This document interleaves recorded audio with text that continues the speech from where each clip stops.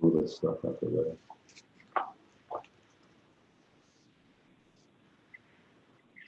Right. Can you guys check it? Are we live? Yes, learn elders of Zion. Yeah. Okay, so yeah, we did it. Can you guys check it?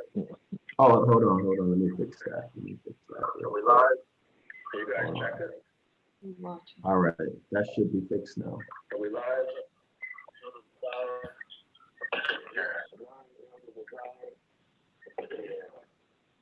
I think that's fixed, right? No more echo? Yeah, we did it. Can you guys mute your microphone on your web browser? Is your microphone showing, or like a speaker showing on your web browser? No. Or is the echo gone now? I don't hear the echo. Okay, echo's gone now. Okay, so we're good. We're good. All right. So, let me see. Let me stop the screen share. I'm confused. I got like a bunch of stuff open on my computer. Okay, let me go back to here we are. That's where we want to be. Okay, so welcome to Zion Law School. This is going to be a discussion about the Protocols of the Learned Elders of Zion that was written, I think, sometime around 1905. So this is going to be a read through and a discussion, and we'll see how far we can go. And if anybody wants to join in, can somebody watch the comments to see if anybody wants to come in and we can send them the link? Or I can watch the comments. okay. So let's get started with this discussion.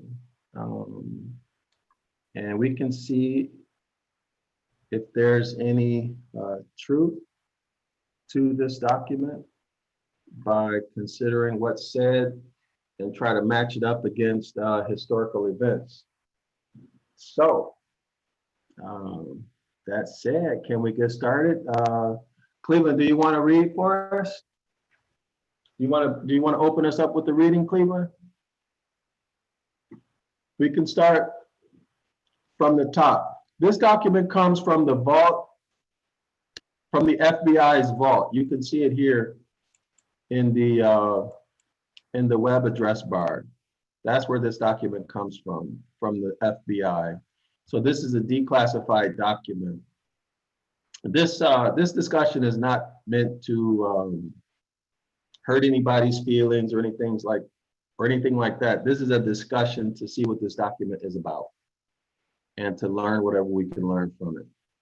Okay, so let's get started with the reading. Do you want to get us going, Cleveland?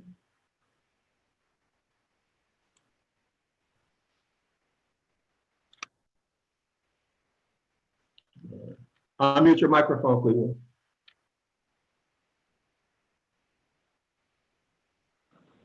Yeah, unmute All right, your I'm sorry. microphone. Can you hear me now? Yeah, we hear you. Testing. All right. All right. This is worth reading. Protocols of the meetings of learned elders of Zion. The puppets of that whirlwind, of that whistle, and a whirlwind Satan. Translated from the original Nihilist documents. Condensed, prepared, and distributed in the interest and welfare of Christians and humanity in general throughout the world. Special request. Kind reader, will you please help to broadcast this message of warning throughout the entire world? You can do so by passing this along to a friend, better yet by having more printed and distributed, or by translating it into other languages and disseminating it into every corner of the earth. Introduction. The protocol consists of 24 documents that published in Russia, 1905 by, I'm terrible with names. We'll just say S. Nihilus, In 1906, copies were placed in the British Museum. Jewish authorities denied the authenticity of these documents. In an interview, February 17, 1921, given publicity in the New York World, Mr. Henry Ford, expressing himself in regards to the protocol, said, "They fit in what is going on. They have fitted the world situation up to this time. They fit it now." The knowledge documents were translated into English by Russian correspondent for the Morning Post. He is quoted Britain's publication, whose copy was used for this reprint, as saying that during the work of the translation, the diabolical spirit of the matter, which was obliged to turn the English made him positively ill. The work probably cost him his life. Protocols mean minutes of procedure. In this case, it is alleged to mean the minutes of the proceedings of learned elders of Zion, Lucifer poems, in the form of addresses delivered to an innermost circle of rulers of Zion. The truth of the protocol is proved as you would prove the text in arithmetic. Is that right? Arithmetic.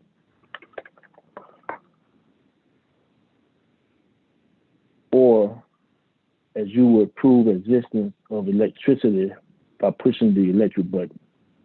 The protocols are proved in manners, habits, custom, behavior of the Jews themselves, and by the results which have followed. Jewish participation in civil, social, industrial, financial, and political problems. The Jews have indeed lived up to the protocols. Perhaps the protocols alone can be depended upon to reveal to the deluded socialists their illusions and how they were outwitted by I can't make that out there, Doc. And intriguing plot. Can y'all hear me? An intricate and intriguing plot. An intricate, intriguing plot. An intricate, intriguing plot, too complex for the average mind to interpret.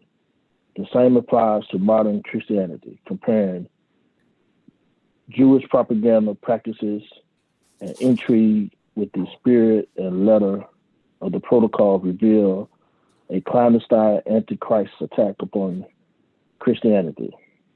Sovietism and Russia became the great protagonists of protocolist intentions.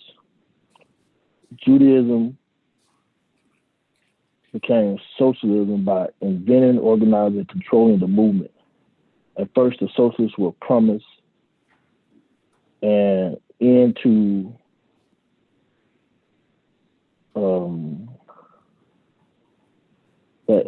exploitation, and were deluded into believing that socialism was to bring about the end of rent, interest, and profits, and also to bring about a democratic society.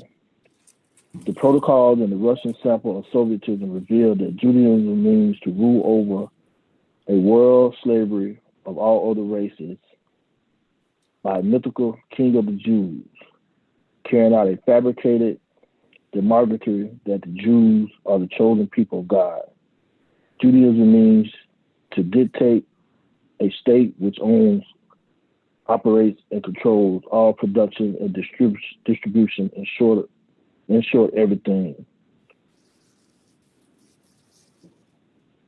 Government is to be absolute autocracy.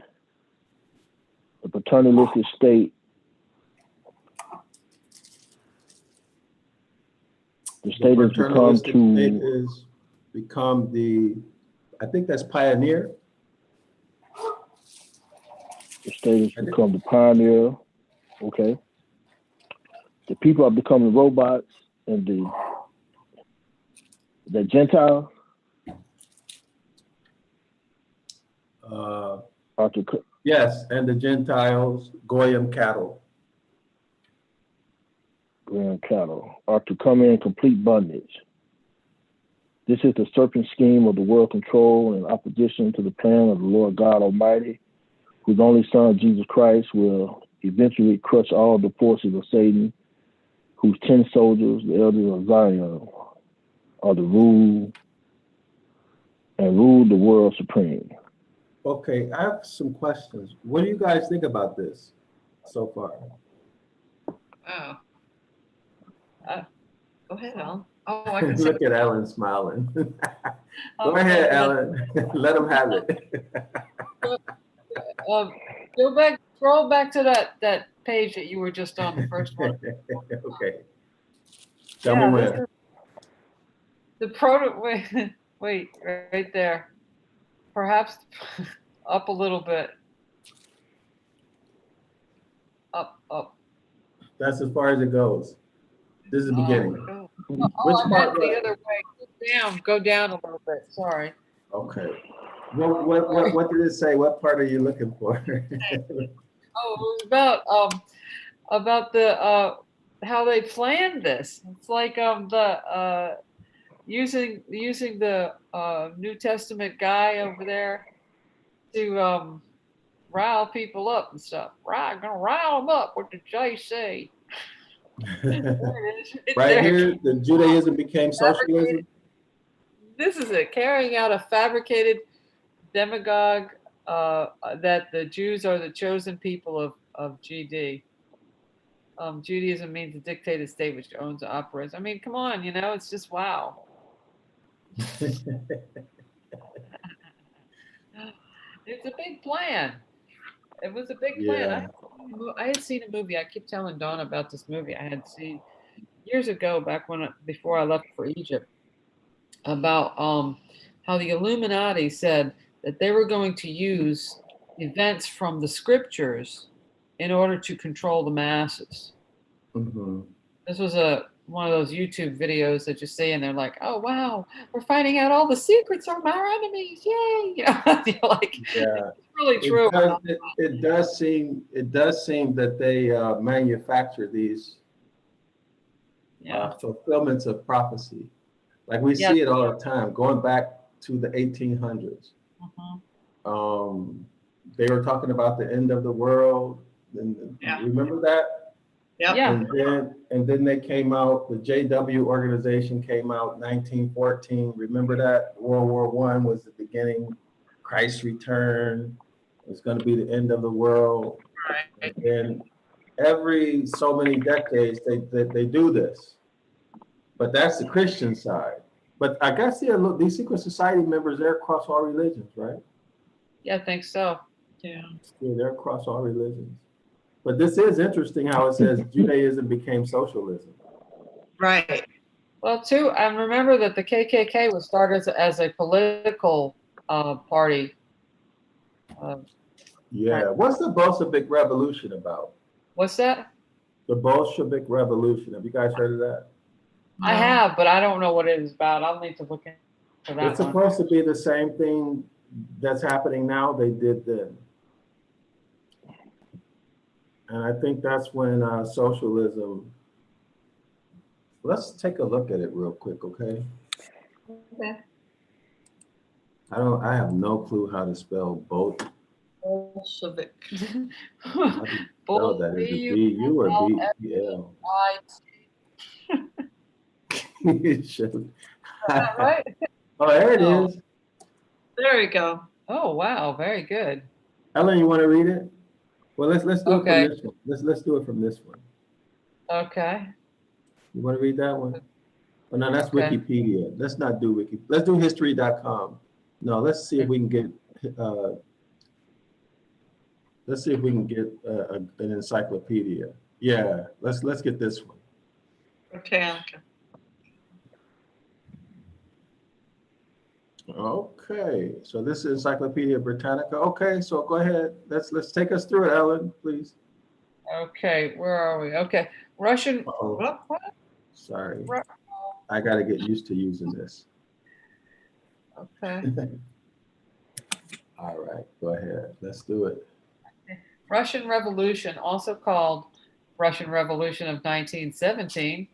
So, two revolutions in 1917. The first of which, in February, March, New Style, I don't know what that means, overthrew the imperial government, and the second of which, in October, November, placed the Bolsheviks in power. Bolsheviks. That must be a family, or is that a family or a political party? I don't know. Don't know yet. Okay. Oh, wait a second. Here, wait. Go up a little bit. Where the Okay. arrows go? Right there. Wait. No, there's questions. Oh, Okay. that take. What caused the Russian Revolution of 1917? Shouldn't we He's just not read gonna. this? Okay. Oh, okay. So you want to read that? Okay. Yeah. Can I read that question? Yeah. Yeah. Okay. Corruption and inefficiency were widespread in the imperial government, and ethnic minorities were eager to escape Russian domination.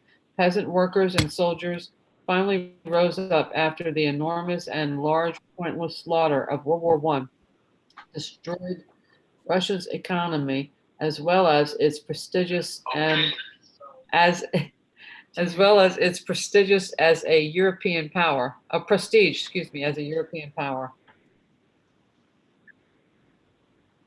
Okay.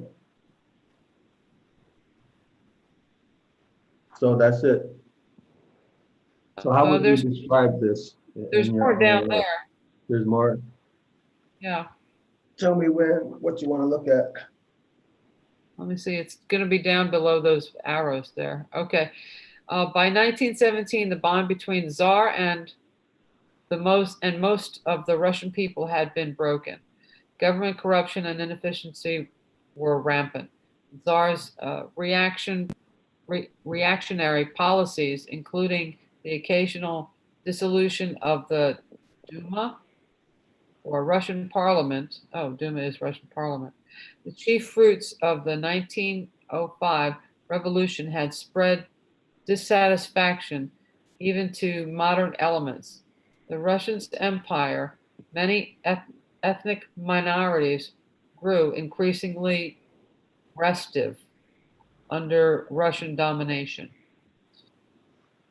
Okay. But it was what? What'd you say? I didn't say anything. I kind of said it. I was talking to myself. Okay. I Okay. said something. Okay. Never mind. All right. But it was the government's inefficient prosecution of World War I that finally provided the challenge the old regime could not meet. Ill-equipped and poorly led, Russian armies suffered catastrophic losses in campaign after campaign against German armies. The war made revolution inevitable in two ways. It showed Russia was no longer a military match for the nations of Central and Western Europe, and it's hopelessly disrupted the economy. That's sad. So this happened after a war, and as a result of unsatisfactory results from the war, I guess that's what they're saying, right? Seems like it, yeah. Yeah. So what is this video about? Let's see.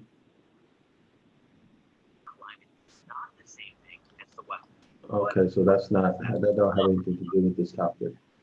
Do you want to continue reading, Ellen, or do you want to pass it to someone? Okay, I could pass it to Donna. Go ahead, Donna. Oh, I thought maybe we'd go back to the document. Where do we start? Riots? Yeah, Over the let's scarcity. try to get some context. Okay. Yeah. Riots over the scarcity of food broke out in the capital, Petrograd, formerly St. Petersburg, on February 24th, March 8th. And when most of Petrograd garrison joined the revolt, Tsar Nicholas II was forced to abdicate March 22nd, March 15th, when his brother Grand Duke Michael refused the throne more than 300 years by rule by the Roman Romanov dynasty came to an end. So then it was the end of the dynasty of the Romanov dynasty then. So it was riots and food shortages. Is that what it said? Yeah. Right. After the war. Bolshevich. Can we continue down and then we go back to the document? Sorry. A committee of the Duma appointed a provisional government to succeed the autocracy of, but it faced a rival in the Petrograd Soviet of Workers and Soldiers Deputy. The 2,500 delegates to this Soviet were chosen from factories and military units in and around Petrograd.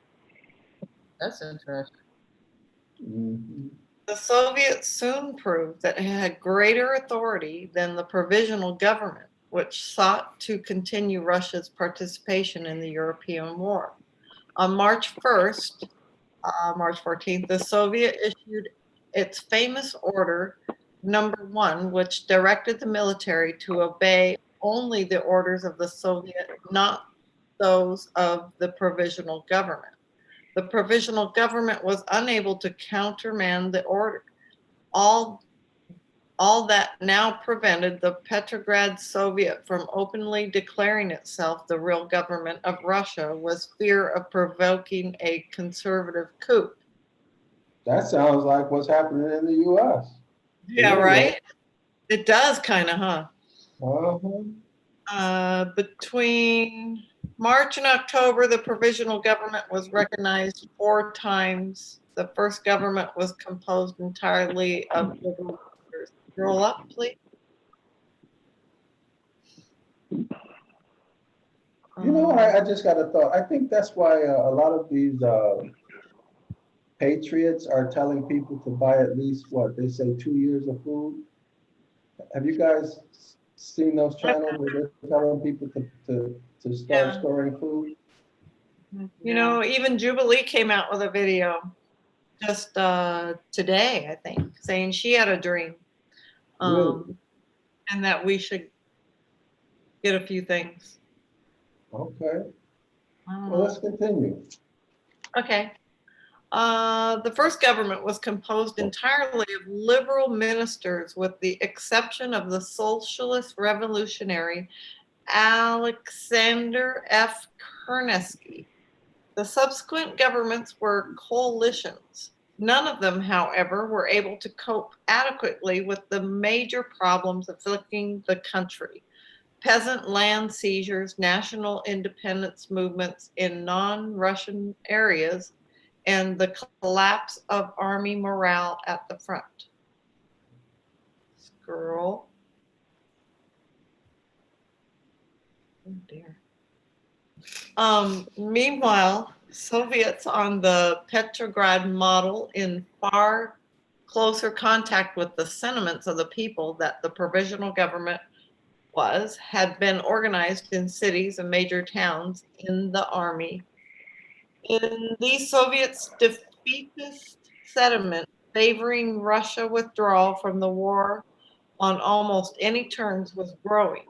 One reason was that radical socialists increasingly dominated the Soviet movement. At the first All-Russian Congress of Soviets convened on June 3rd, the Socialist Revolutionaries were the largest single bloc, followed by the Mensheviks and the Bolsheviks. Kerensky became the head of the provisional government in July and put down a coup attempted by Army Commander-in-Chief Larry Georgievich Kornilov. According to some historians, Kerensky may have initially plotted with Did I pass it? You lost me. No, where am I? Oh, right here. You have to eat corn. That's it, or what? Because I'm lost. I'm lost too. Right there. So there's that picture. Back up. Down, Push down. Okay. Right Columbia there. became Hezekiah. Okay. He initially prodded with Korna in hope of gaining control over Petrograd Soviet. However, he was increasingly unable to halt Russia's slide into political, economic, and military chaos, and his party suffered a split as the left wing broke from the Socialist Revolutionary Party. But while the provisional government's power waned, that of the Soviets was increasing, as was the Bolsheviks' influence within them. By September, the Bolsheviks and their allies, the left socialist revolutionaries, had overtaken the socialist revolutionaries and Mensheviks and held majorities in both Petrograd and Moscow, Soviet. So the paper was written in 1905, and this happened in 1917. Did I have that take right? Sounds like it. Sounds like it. Yeah. So this By would have been this would have been the results, right? Right, right, If it's true, this would be showing the results right. of those of the plan. So Of the would have plan. been, it Plan would is have been. Hmm? Right, the plan has been put out, and then it's starting to work in 17, or, well, how many, that's not 17 years. Yeah, in 1719. Okay. All right. So By war, so far we're seeing war, food shortages, Right. liberals taking over government, and then coups, Yeah, the coups. Yeah. Okay, so do we have enough? y'all want to stop? I'm kind of Yeah, I curious. think We we're can on stop. this one. Yeah, we'll come back if we need to. Okay. All right. So let's see we're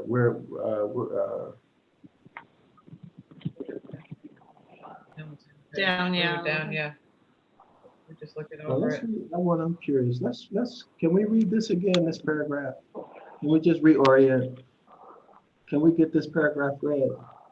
The protocols on the Russian sample of Sovietism reveals that the Judaism means to rule over a world slavery of all other races by So a let's stop right there.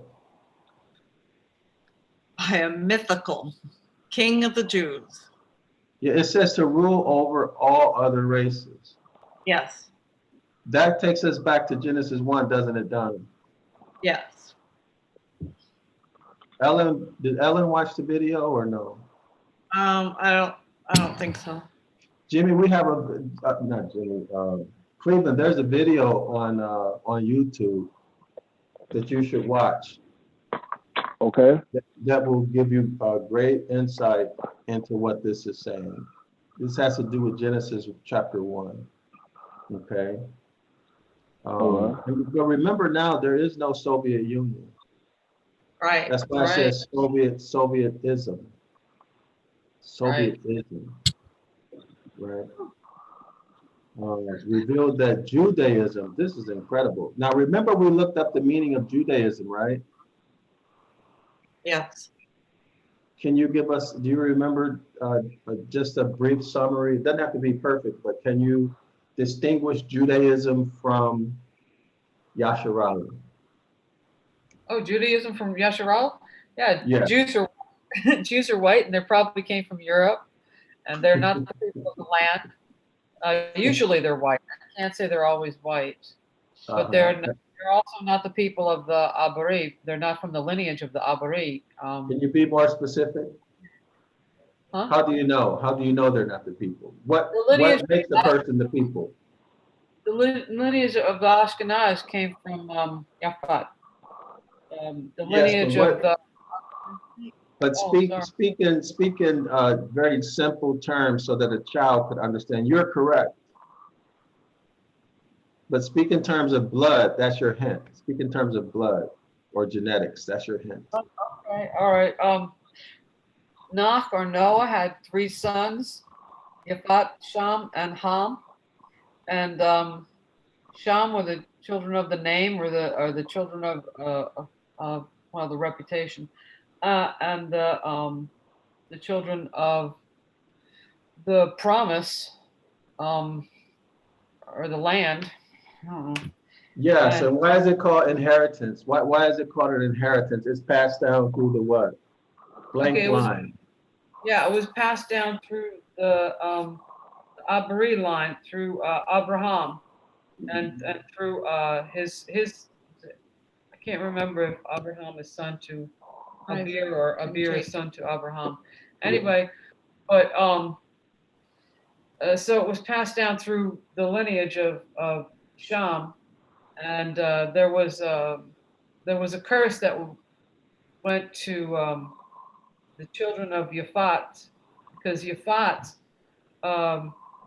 messed up with his dad. He was sleeping in the tent, and shouldn't have been messing around or whatever he was doing there. And no, who was it? Sham. Sham is the one who messed up and messed with his dad. And then Yaphat and the other dude covered him up, I think. And so it goes that Yaphat would dwell in the tents of Sham. They would dwell in the house, and the land would be filled with somebody else instead of Sham's inheritance. His inheritance would be taken and given to somebody else for a period of time, anyway, I guess. So, Excuse me. long-winded. Okay, so it's through bloodline, right? Correct. So the house of Yasharallah, well, Donna, you finished. Donna, you were in class. I finished. Now The house, you can explain this, please.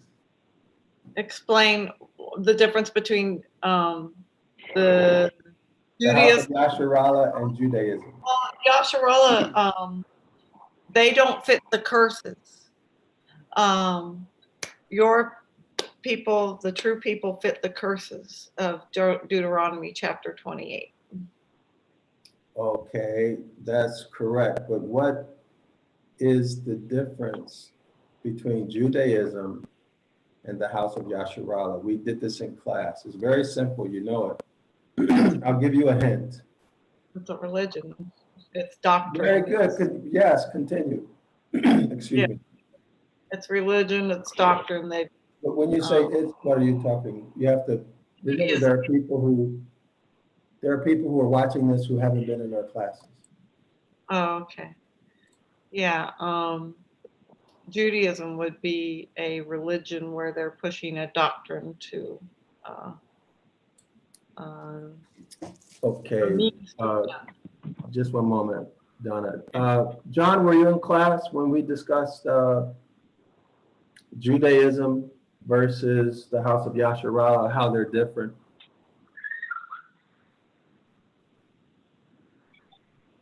John was not, okay. John, can you call in on your phone, John?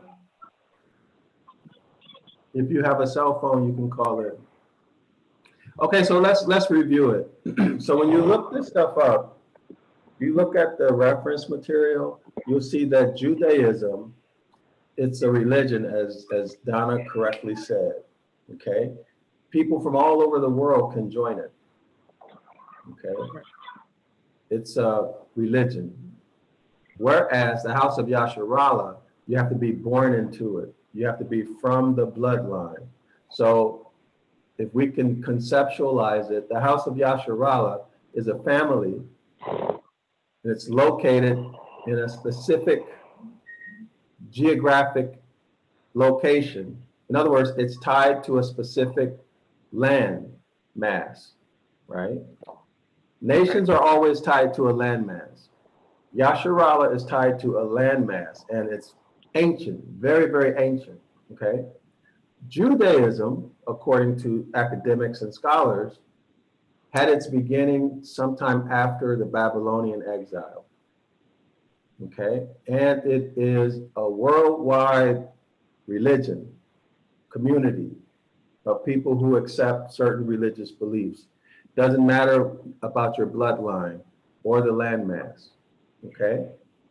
And My understanding is that the Jewish people use the, what's the name of that other book that they use? The Talmud.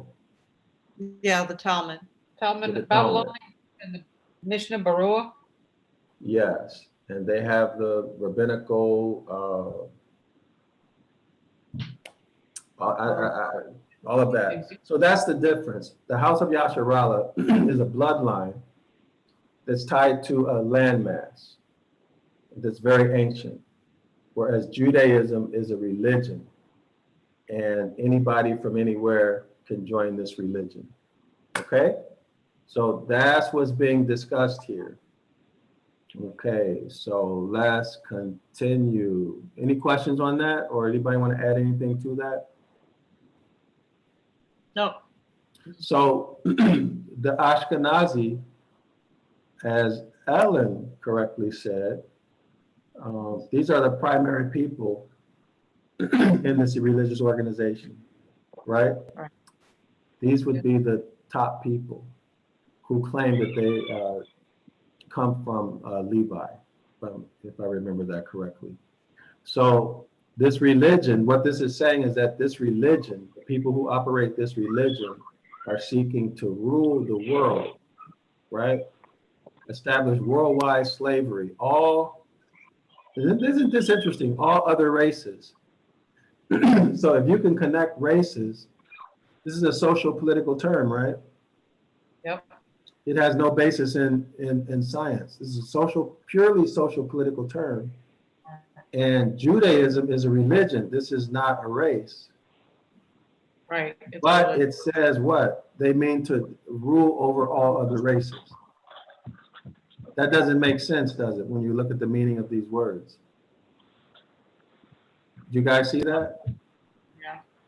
But in the US, they've been designated as a race. Yeah, it's true. So does everybody see? So this is something's very wrong here. You guys see that? Yeah, because they're saying using Judaism as a adjective towards a race instead of as a religion. Right, but they're calling themselves a race. So in other words, they're seeking to get the benefits of legislation that has to do with race. Right. Right, but in fact, they are by definition a religion. Right, so that they could be called the people or the nation Yes. of that land, of that area. Yes, that's one of the ways they steal the identity or the nationality of the House of Yasharallah by claiming to be a race. Any questions, Cleveland? No, sir. Okay, so all of this we got out of encyclopedias and books in one of our classes about what Judaism is, that whole discussion we had. Okay, so what else is interesting in that? Anybody have anything? No. I like the part about the people becoming robots. I've got to say. Are we on? Yes. So here's the big thing. See, they claim to be chosen people of capital G-O-D. So they claim to be a chosen people, but they are in fact not. And so this gives what? What's the impact? The political impact of them being identified and accepted as the chosen people. That allows them to do all of this, right? Right. Yeah, absolutely. So this is the key. This is the key. Okay, so if there's nothing else, let's continue. I think this is important for us to understand what this paragraph just said, because this is the whole key to the mind game, the belief that they are the chosen people. So it says it right afterwards. It says it right there. Judaism means to dictate a state which owns and operates and controls and productions and distributes. In short, everything. Would that be media, micro, would that be Amazon, Facebook, YouTube? Right. That's one thing we learned, I think, from this pandemic, Yeah. Yeah. right? All means of production is really, like they say, communist China, Yeah. right? And everything is coming from there. Those 5 or 6 companies that made billions during the pandemic, the only ones you could do business with, I think those are all led by Jewish people. But anyway, that's very interesting, right? Yeah. Yes. And we see this government as the absolute autocracy, Uh-huh. okay? So we saw that, didn't we, when they put us on lockdown globally? Yeah. The people become robots. Well, we saw that. Yeah. Still seeing it. Yeah, people just totally gave up their rights. Yeah. Very willingly. Like cattle. Yeah. And then the bondage, right? The bondage through government contracts, through government adhesion contracts. People don't even know that they're in contracts that require them to give up their rights in exchange for benefits. So, Right. like, for example, marriage license, driver's license, all of these things, the U.S. The Federal Reserve and the dollar bill, all of these are bondage. So there's a debtor-creditor Even our relationship. Yeah. Huh? Even our birth certificate Yeah, is, yeah. put you in bondage. It's evidence that the Pope owns you. Yeah. And you get tied to the Federal Reserve System, right? This is the serpent scheme of world control in opposition to the plan of the almighty power, whose only son, JC, will eventually crush all. So in other words, this is in contradiction to Christianity. Yeah. So Judaism is on a head-on collision course with Christianity. But they're going to use it to control people. Mm-hmm. Oh, look at this. Okay, it says, whose only son, JC, will eventually crush all forces of Satan. Whose, what does that say, 10? Oh, whose 10 10 soldiers, the elders of Zion, and the rule, the world supreme. So I guess whoever, so they're saying that the elders of Zion are the forces of Satan. Okay, so y'all want to continue reading? I'm gonna be quiet while you guys read, but let's discuss it. Like if someone has a question or wants to comment or whatever, let's just do it. What do they say? Freestyle. Okay. Do you want to read or? I can read. Interest and profiteering are not to be done away with, but will become the most important function of the state and the private owners of money and credits. The world is to be bonded for. Wait. I'm sorry. I have to.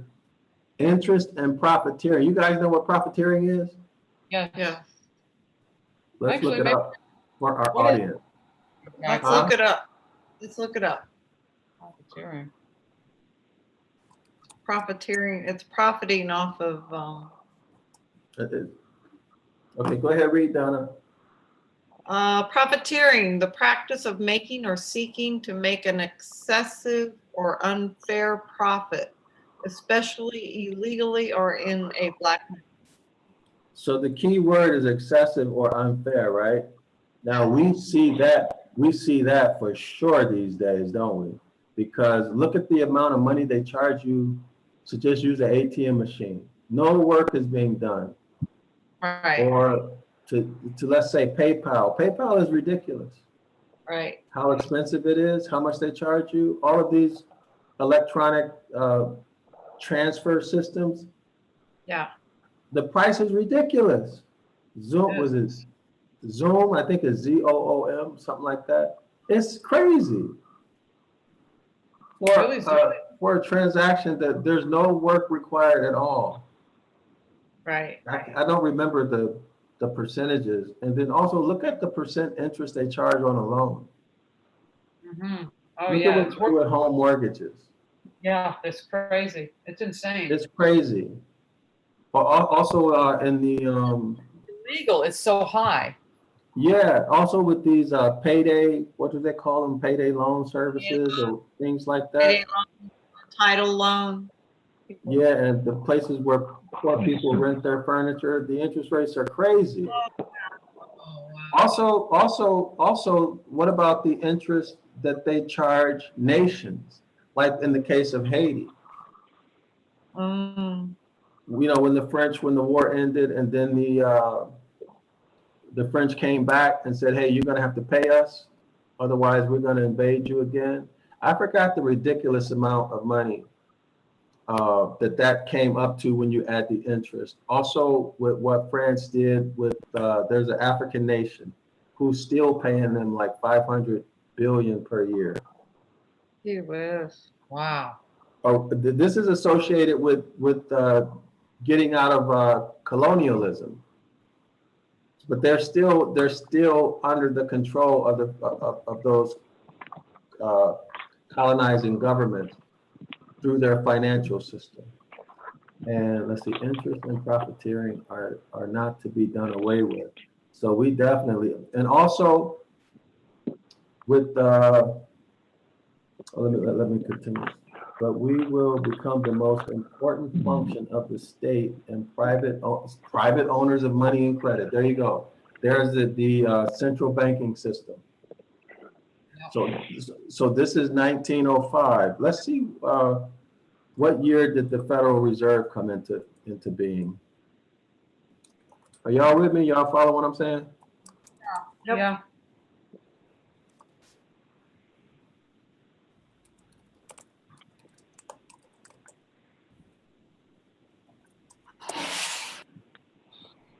Look at the date. 1913. Oh, Yeah, 1913. Now every country now has a Federal Reserve system. Mm. And So then this- of course, this was published in 1905. That war, the bulk of it happened in 1917, and this happened in 1913. yeah. That's interesting. So with and then the gold was made illegal. Americans could not own gold, I think after 1933. And I think in 1971, Nixon, I think, removed gold from backing the Federal Reserve note. Right. But Okay, so in other words, everybody's held hostage right. by the fiat. Fiat means fake money, basically. There's nothing backing the money. So the whole world is held hostage to this fiat credit system, which is the problem right now. But that's another story.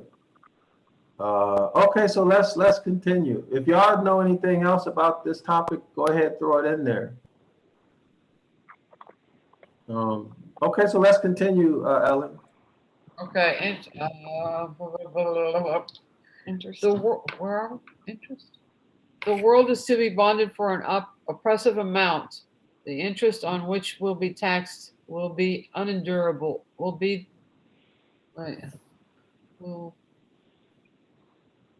Where did I go?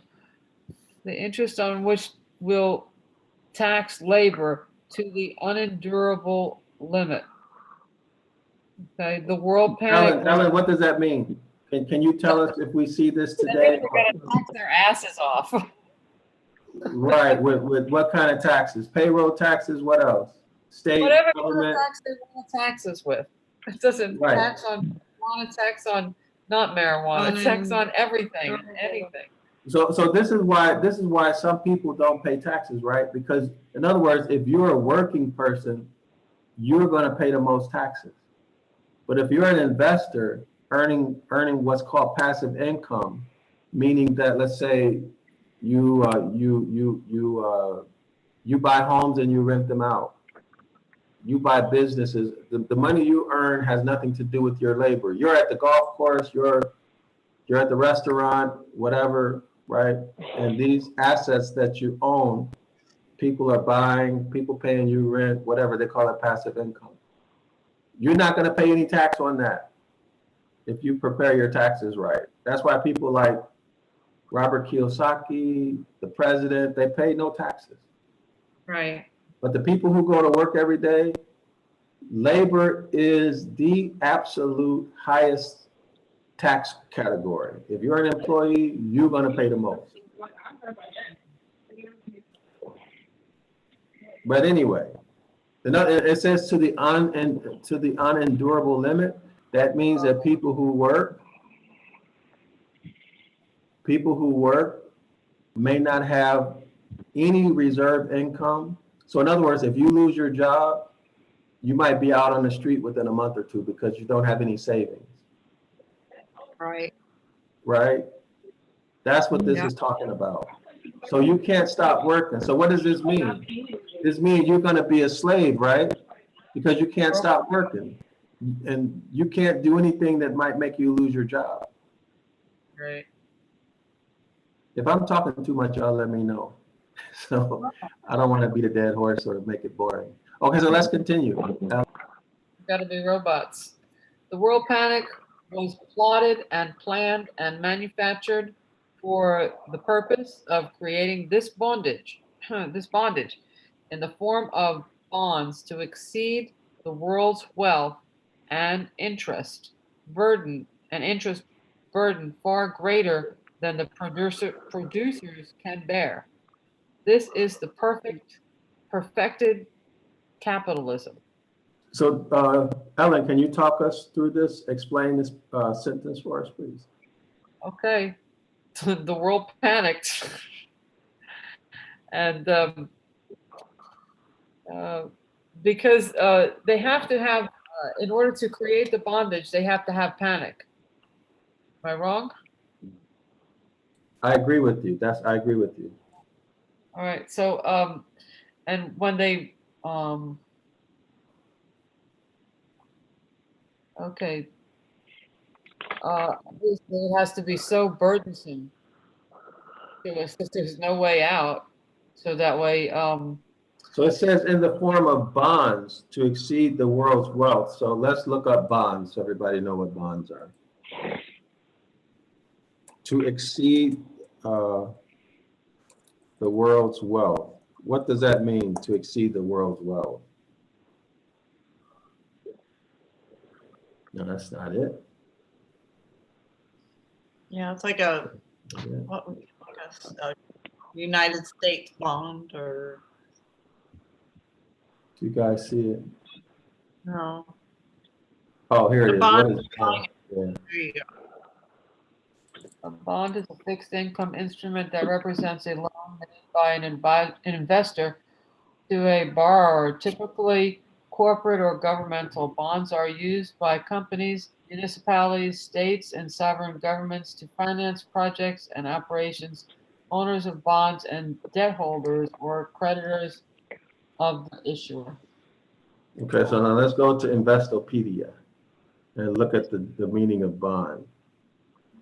Okay, can you read, please, Ellen? Okay, a bond is a fixed income instrument that represents a loan made by an investor to a borrower, typically corporate or governmental. A bond could be thought of as an IOU between. What's an IOU? What's an IOU? Means I owe you some money. Yeah, there you go. I owe you some money. It's a debt. Right. Sorry. What you say, Bree? So a bond is a debt. So let's continue from here, Ellen. Okay. A bond could be thought of as an IOU between a lender and a borrower that includes the details of the interest and its payments. Bonds are used by companies, municipalities, states, sovereign governments to finance projects and operations. Owners of bonds are debt holders. Owners of bonds are debt holders or creditors of the issuer. Bond details include the end of date when the principal of the loan is due to be paid to the bond owner, and usually includes the terms for variable or fixed interest payments made by the borrower. Okay, so that's what a bond is. So that relates to the US national debt, doesn't it? Yes, it does. Right, and also a lot of that is owed to China, right? Yeah. So what about the US Federal Reserve note? Is that a bond? Yeah, insurmountable right now, is it? I don't know. It's like, I don't know. Let's look. Does anyone have any US money on them? Like a US dollar or something? Hold on, I got some.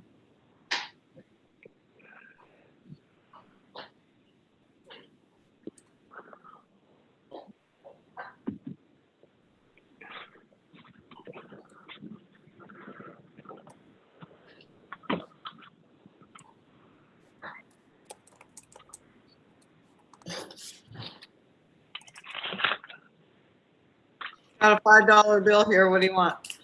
Okay, so can you read on it and tell us if it says note? Oh, oh.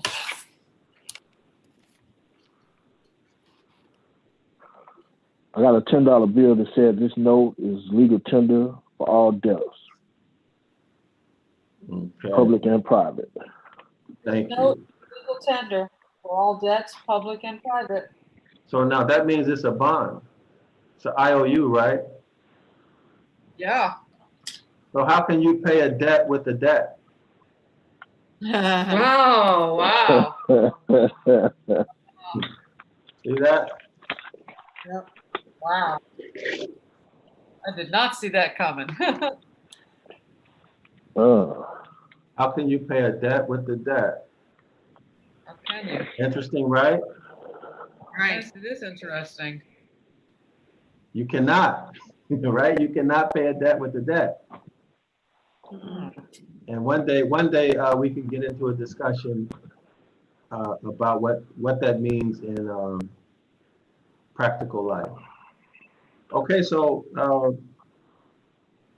let's continue. So if that's the case, if a debt cannot be paid,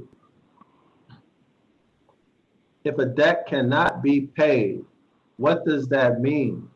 Have you ever had any money? No, I guess not really. You never had any money and you never knew it. The illusion of power. Right, so what is money according to the US Constitution? It's an IOU. According to the US Constitution, what is money? It's Constitution. What is money?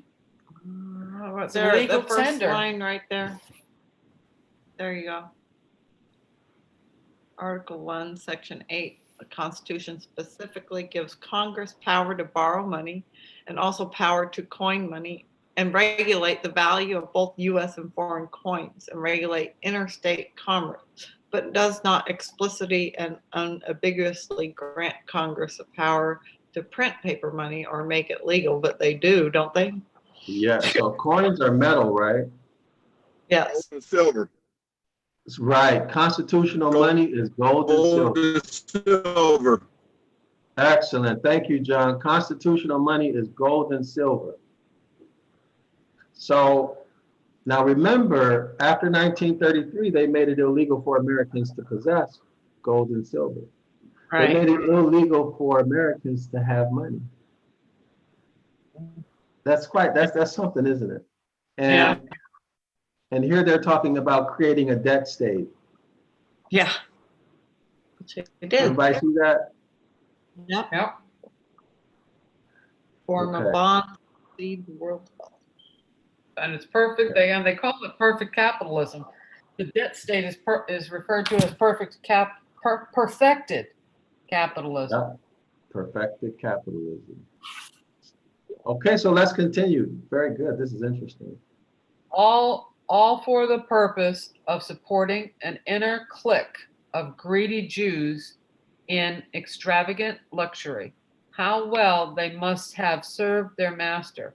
That clown who would be king, the devil, did you ever hear of anything so incredibly ridiculous? I certainly could not ever imagine that any race of humans could be so unbelievably dense. Okay, so there's again the reference to the race. Okay. In perfect accord with the protocols, the Jews are borrowing and bonding the unsuspecting Russian people into a. It's this paragraph here, Ellen. One paragraph up, right here. Oh, did I Oh. miss one? Oh, I'm sorry. Yeah. After accumulating the wealth of the world, the next thing which the money mongers had to decide what was what to do with this accumulated wealth of the world, how to make it secure and make it bring interest forever. The answer is socialism, Bolshevism, Sovietism. The magic formula is government ownership, management, and control of everything by a paternalistic autocracy. Russia is the first outstanding and wretched example. Which will be next? Do we see that today, at least in the US, on a very large scale? Yeah, which will Just be talk next? about socialism, huh? It says which will be next. Well, I guess the USA was next. Yeah, socialized medicine, right? All of these social services, they're actually being forced on people. Yeah. Government intruding in your life, forcing you to do this, forcing you to do that, taking your children if you don't. Okay. All right. Anybody have anything to say before we move on?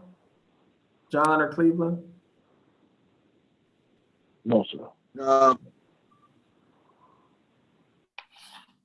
Okay, well, let's continue. Oh yeah, hold on. Who wrote this? So let's go back up and show you. This is the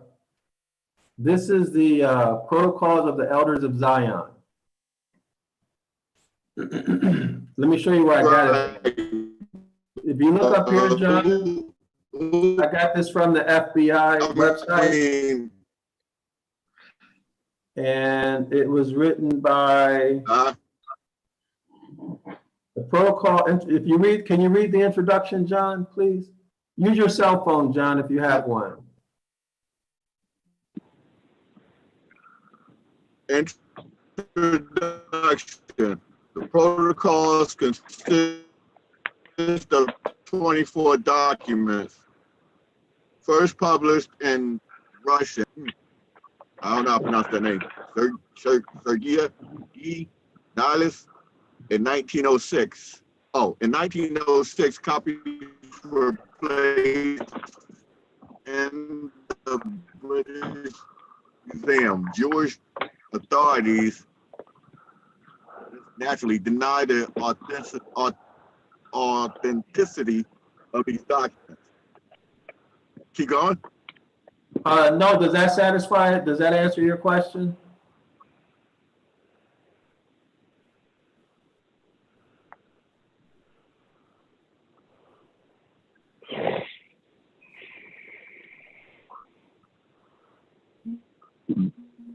I don't know if John, we can't hear you, so I'm gonna, your camera is frozen, John, so I'm gonna move to page 3, back to where we were.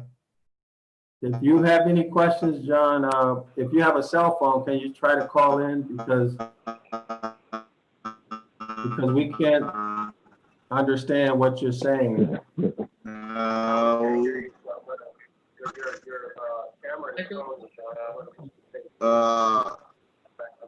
Because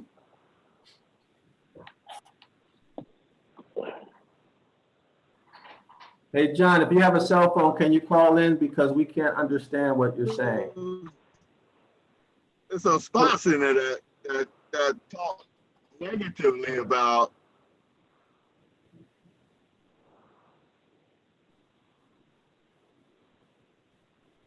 Okay, let's continue, John. I'm sorry, John, but we can't, at least, can you guys understand what he's saying? No. I I can't. can't. No. Sounds like Okay. we're talking the moon landing over there. Houston, we have Yeah. a problem. John, there's a phone number that I sent with the invitation. You can use your cell phone and call that phone number and see if you get, see if it'll work better for you than your Wi-Fi. There's a phone number in the invitation that I sent out that you can call in on. Okay, so let's move to the next paragraph. Cleveland, do you want to read, or who was reading? Was it Ellen or Donna? I don't remember. Okay, I can continue unless you want to read, Cleveland. Yeah, I'll read a little bit. Okay, go ahead. In a perfect accord with the protocols, the Jews are barring abundant, unsuspecting Russian people into an inhuman robotics, which is to be comparative hell alongside the former peasantry under Caesar. May I interrupt you? May I interrupt you? Yes. Okay, so let's look up some keywords real quick. Peonage. You know, is peonage legal or is it illegal in the U.S.?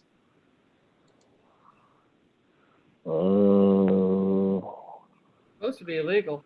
It's illegal, right? It's not only illegal, it's unconstitutional. Very good. But it's perfectly legal in prison, so.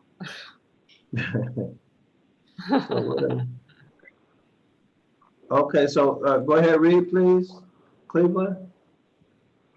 All right.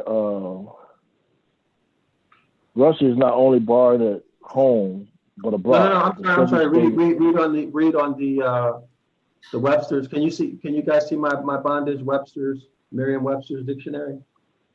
My web page. Can you guys see that? I can, yes, I can see it.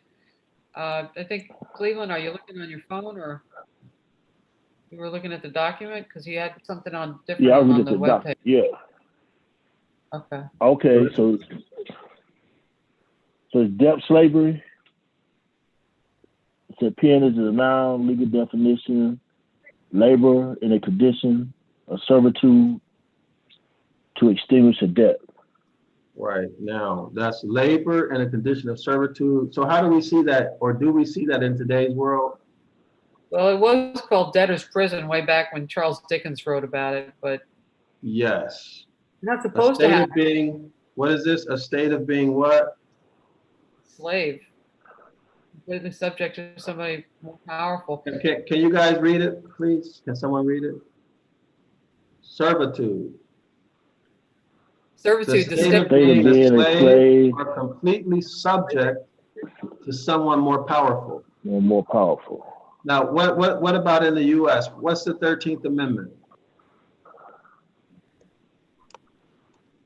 freedom of speech. Freedom of speech. I don't know. No, I don't know. I don't know what it is. No. Carry a weapon. 13th Amendment is what?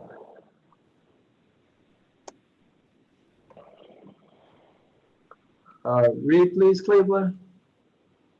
13th Amendment to the United States Constitution provides that neither slavery nor involuntary servitude, except as a punishment for the crime whereof the party shall have been duly convicted, shall exist within the United States or any place subject to their jurisdiction. So how do we see this in America, in life in the U.S. now and historically since the end of chattel slavery? Well, let me rephrase that, because chattel slavery really has not ended. It's actually been expanded. How do we see this in the U.S. since the slaves were let off the plantation, the literal plantation? Okay, so it says neither slavery nor involuntary servitude. So what does involuntary mean? It means it's against your will, right? Right. So this is saying that in the United States, you cannot force somebody to work for you for free, which would be slavery, or to pay off a debt. Labor to Remember, this is the meaning here, to extinguish a debt. So that's the difference between slavery and servitude. Slavery is you're just property, you're not paying off a debt. All work you do goes to the person who owns you. Whereas servitude is you're a slave for the purpose of paying off a debt. Is that clear? So neither slavery nor involuntary servitude, this is mean it's against your will, right? You can't do these things in the US except for what? Punishment for a crime. Mm. Notice this does not say rehabilitation. No. Like, right? So when we see these prisons, public and private, they are indeed meting out punishment. But people think that prisons are supposed to rehabilitate. But constitutionally, it says what? Punishment. Do you guys see that? Yep. Yeah. So this idea of rehabilitating prisoners is not constitutional. Still on the phone. Yeah. Do you see it, Donna? You agree? I charge it over there. Come on. Stand on the phone. The Constitution says prisoners are to be punished, right? So convicted. This is why local, federal, and state governments started to make What you doing? statutes, well, city codes, state statutes, federal regulations, so on and so forth, to criminalize richly melanated people's behavior and social condition. Right. So you don't have a job. Back in the when we were released out of physical bondage on the plantation, they would put you in jail and make you work, right? They call you a vagabond, right? You don't have a job. They catch you on the street. You steal something. They throw you back in jail or back on the plantation, right? Now what do? They use things like child support. You don't have a job. You can't pay that child support. They put you right in jail. Right? So same thing. They use these laws to convict you so that they can imprison you and punish you. Y'all see that? Yep. Okay, so I wanted to bring that out. You guys, if y'all want to say anything about it, you can. But let's go back to the document now. Let's continue reading.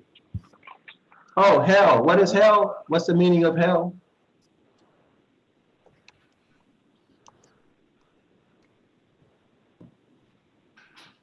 Hold on, I want y'all to see this. You guys know what this is. I think Ellen knows what this is. Where's Ellen? She's right here. I don't know squat. Okay. Deny it. Hell debt. Hell dungeon. Yeah, hell is actually if you got put in the king's dungeon beneath the tower Oh, okay. for not paying a debt. Debtor's prison. Yeah, let me try it that way. Hell's Kitchen. No, this is from England. Hell is a place where the king would put you if you didn't pay him back. Hell dungeon. In a dungeon. Hell Dungeon. D-U-N. There you go. Hell Let's see. dungeon. Oh, that's a game. Video game. So if I don't see it right here, you guys can look it up on your own, okay? Okay. But that's what hell in England, that's what hell really was. The place where the king would send you, put you in a dungeon underneath the tower if you didn't pay your debt. So check it out on your own, okay? So we don't spend too much time in this hell thing. Okay.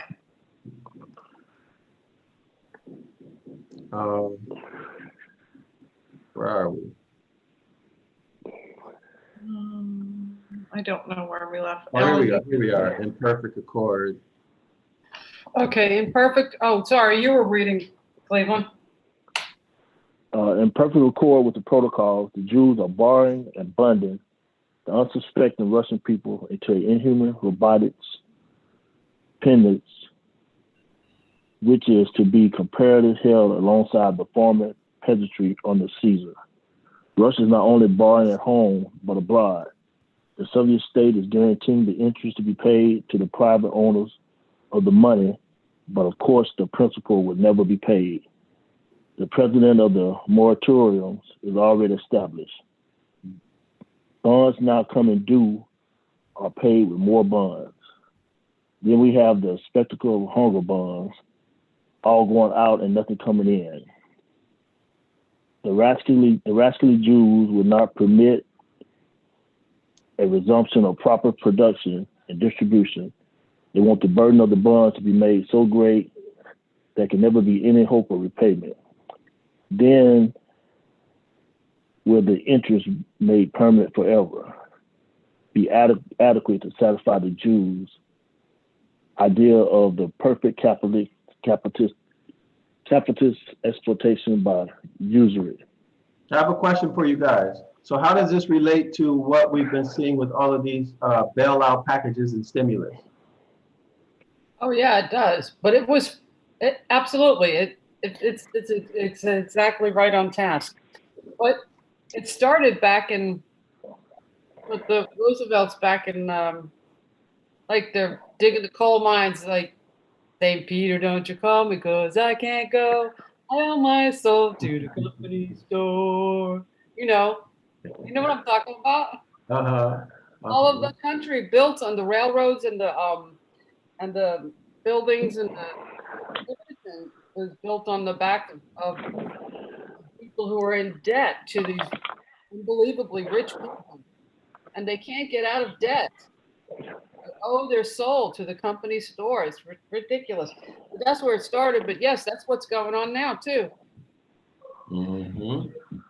So Cleveland, thank you, Ellen. Cleveland, can you read this for us, please? Definition of bailout.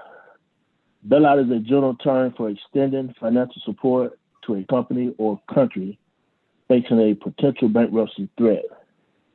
It can take the form of loan, cash, bonds, or stock purchases. These direct loans are often on terms of favoring the entity being rescued. Okay, so how does this relate to the recent bailouts in the U.S.? Do y'all see, do you guys see what's happening now with all of these bailouts? Yeah. Who owns the banks? The The government. Jews. Yeah, the Jewish families, big time Jewish families owns the banks, right? Yeah. So when they drive up the national debt, not only in the US, but all of these countries, they're creating exactly what's being said here. Yeah. An amount of debt that cannot be paid back. And by the way, can you pay a debt with the debt? No. You guys see that? No. You can't pay a debt with the debt. And they're driving up, doing all of these bailouts, and they're really tricking the people. They're really tricking the public because the public has no clue what's going on. Some of them do. Well, yes, some do. Very, very, very few. Most part. Very, very few. Very, very few. And if they ever go back to a gold standard behind the money, you still could never pay this debt back. Right? There'd have to be a war because the people are going to say, hey, you need to pay me my money. And then the other side they'll say it's impossible to pay you that back. And then they'll say, well, no, you owe me, right? You need to pay us for life, like this document is saying. And then that could be a war. Okay, so let's continue. There'll be a run on the banks, Huh? I said there'll be a run on the banks, like It's a Wonderful Life. Like the depression. Yeah. Mm-hmm. Pressure. Yeah. Okay, so can we continue? Yeah. Who wants to read? Cleveland, are you gonna continue or you want someone else to read? I'll read a little while longer. Okay.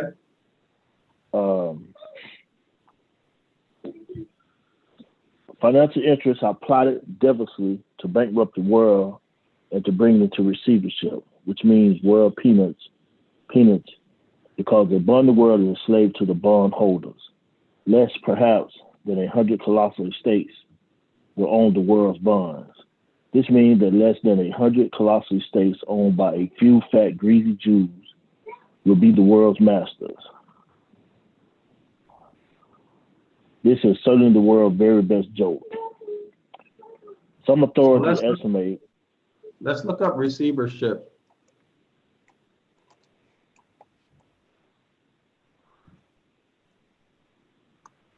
Receivership.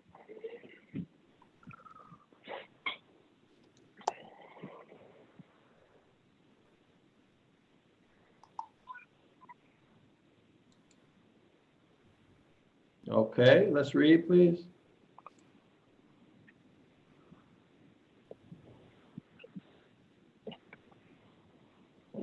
A receivership is a court-appointed tool that can assist creditors to recover funds in default and can help troubled companies to avoid bankruptcy.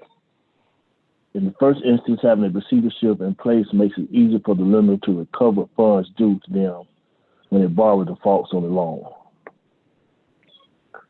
In the second case, a receivership may occur as a step in a company's restructuring process and the goal of returning the company to profitability.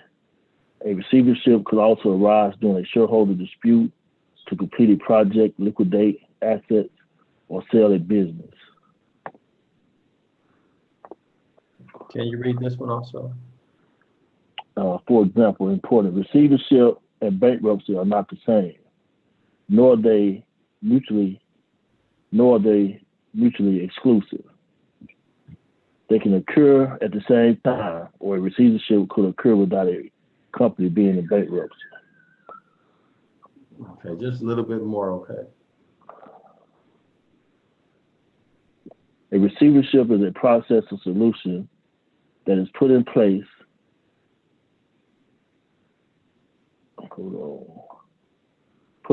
to protect a company. In its original meaning, a receivership can help creditors to recover amounts outstanding under a secured loan when the borrower defaults on the loan payments. Okay, so what's the security behind the loan? It's your physical body, right? It's your labor. Remember we went through all of those documents, everybody, the doctrine of discovery, unum sanctum. Remember all of that, guys, scholars? Yes.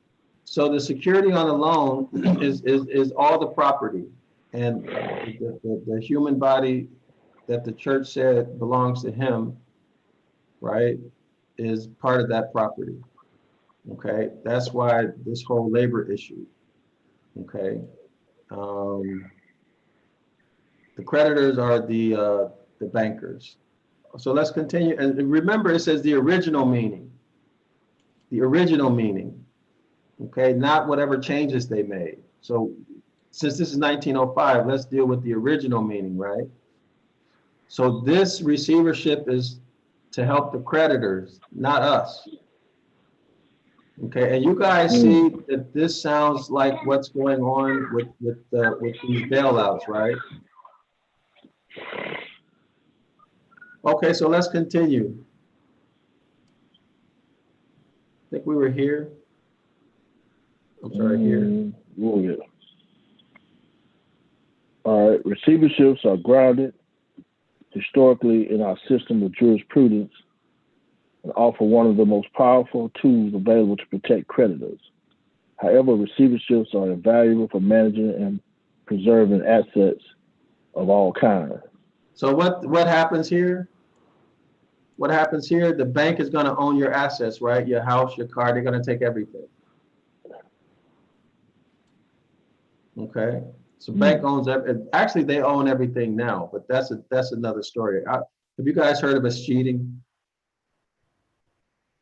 Escheating. One day we'll talk about escheating.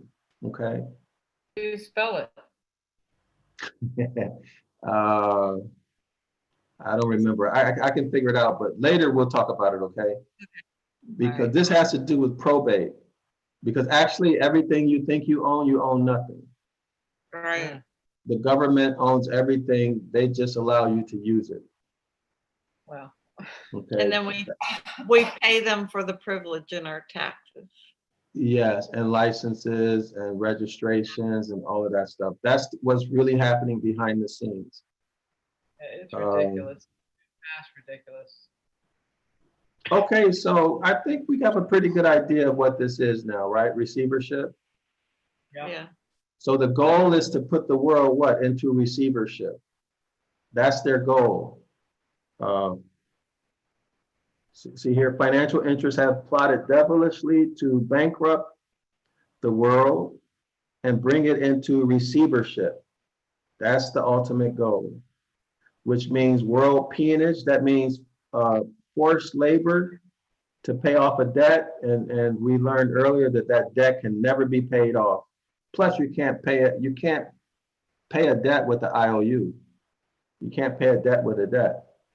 Right. Because a bonded world is slave to the bondholders. Okay, so let's continue, Cleveland.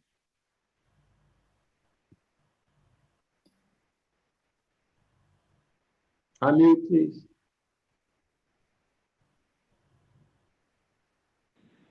Oh, okay. Sorry about that. Where am I? That's perhaps. Less perhaps than 100 colossal states. Oh, I've read that. We're reading Oh, we read less that. Okay, perhaps. so we're here. Some authorities. Yeah, some authorities estimate the whole indebtedness of U.S. The USA. taxable against production amounts to over $300 billion. Salary and wages of the whole country amount to around $35 billion. At 7%, the interest on $300 billion equals $21 billion yearly.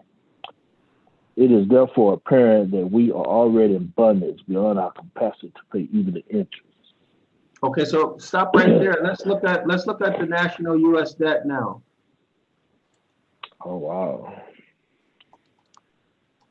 Trillions, I think. Somewhere in the trillion. It keeps going. It goes every step. Yeah. Can we get a reader? The U.S. debt clock. The Can we get a congressional reader? budget.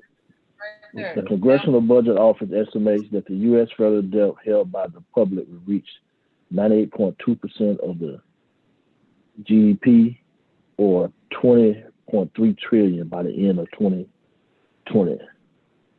Okay, so it's actually more than 100% of the U.S. GDP now. Click on the debt clock. Yes, click on the debt clock. Click on the debt clock. It's up. Where's a that little- at? Go down Here? right there. Oh, Down. One down. There. Oh, Right okay. there. Real-time debt clock.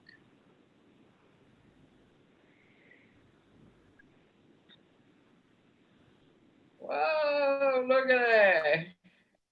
Look at it, look at it. Oh, it US stopped for national us. debt.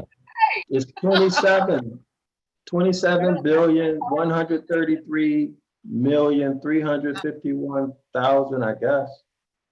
Yep. Here it is, 27 trillion. Can you imagine what the interest on 27 trillion is? I can't. I can't imagine. Oh, you know what we can also see right now? Per taxpayer, 200. So remember, when China came into the There it is. How much of U.S. debt does China own? okay, where's that at? Go down, down, How much? The last right one there. Okay. 1.1 trillion. I think they're the biggest holder of US debt. But so what does this mean? when China was able to enter into the, I forgot the name of that organization. It was about, I think 30 years, or I don't remember how many years ago. The World Trade Organization, I think that's what it's called, or something like that. Oh yeah, World Trade Agreement. The World, I can't think of it. Yeah, but we all know what we're referring to. So all of the American factories began to shift production over to China, right? Yeah. And who owns those companies, both manufacturing and financial technology? Are most of these people Jewish people? Oh, Jews. Is it the Jews? Right. So all of this, the Jewish people are participating in the economic prosperity of China through their companies, right? And Trump is saying, hey, no, we're going to tax the heck out of you if you don't come back to the US. You guys see it? Yeah. So these same oligarchs who operated in the US prior to the rise of China are the cause of the rise of China. And so therefore, these are the ones who are responsible for this debt, and they'll be the ones who benefit. Yeah. Y'all see it? If you take away the US corporations who are owned by the Jewish people, China will have a lot of problems. Yeah. Y'all see it? Okay. Yep. Okay, so let's continue. Where are we at? Here, Let 'em- we're Want me to read it? in miserable Russia. I'll read it. In miserable Russia, the Jews are less than 5% of the population, yet they hold over 90% of the official positions. Russians and Jews are very much different, yet Russia is governed by a mere handful of unprincipled Jews. The 95% of Russians have only 10% say so about their own government, and even the 10% in office are but lickspittle fronts to the domineering Jews. To the reasoning mind, such a condition of affairs seems impossible, yet the condition exists in fact. A careful study of the protocols alone will clear up the mystery. So does this relate to, I have a question, does this relate to Genesis chapter 1? See, here's the issue. These would all be people who would be classified as white people, right? Right. Yeah, most likely, yeah. Yeah. So this is my question. So if Genesis chapter 1 is talking about hybrids, Yeah. and let's say, I'm just making assumptions, right? If Yeah. all white people are hybrids, then why is it that this group of Jewish people have such a completely opposite mindset than the other hybrids? How can we explain that? Oh. Do you see it, Ellen? Yeah, I mean, Well, because they have a stolen identity. Yes. Right? Yes, because they're operating from a stolen identity. And what page are we on? Let's go back and look at it so that the others can see it. What page is this?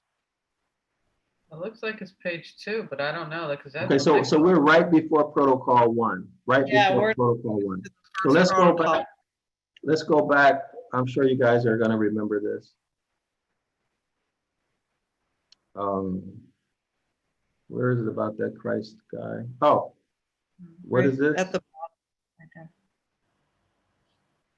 The protocols and the Russian sample of Sovietism revealed that Judaism means to rule over a world slavery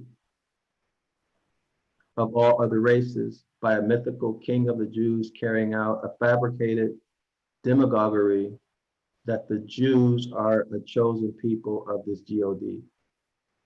So is this how we would, is this what separates or what causes them to have such a radically different mindset, or is there another reason? No, I think that's it. You think this is it? Man, I don't know. I don't get why they're just twisted, man. I have no explanation for why they Right. are. Because there are richly melanated people who would be classified as Black who are also hybrid. Yeah, okay. They're also hybrid. So do they have the same mindset, these hybrids, as the white people, or as those who are classified as white? How do we I don't- explain this? You guys see what I'm saying? No, but I don't know. I don't think so, do you? How about the Ashkenazi? How Yeah. about the troglodyte nigger chimpanzee? Donna? You know, I would like to learn more about that. I've not seen any, I mean, I've heard about it, but I've not like watched any videos or looked at any information myself about that. Okay. So Cleveland, no, Donna, you have. Cleveland, are you familiar with the troglodyte nigger chimpanzee? Unmute, please. John, are you familiar with the troglodyte nigger chimpanzee and the Moabite woman? Yeah, I've never heard of either one. Really?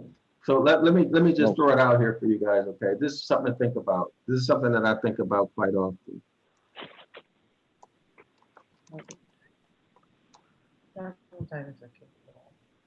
Right. So do y'all see that?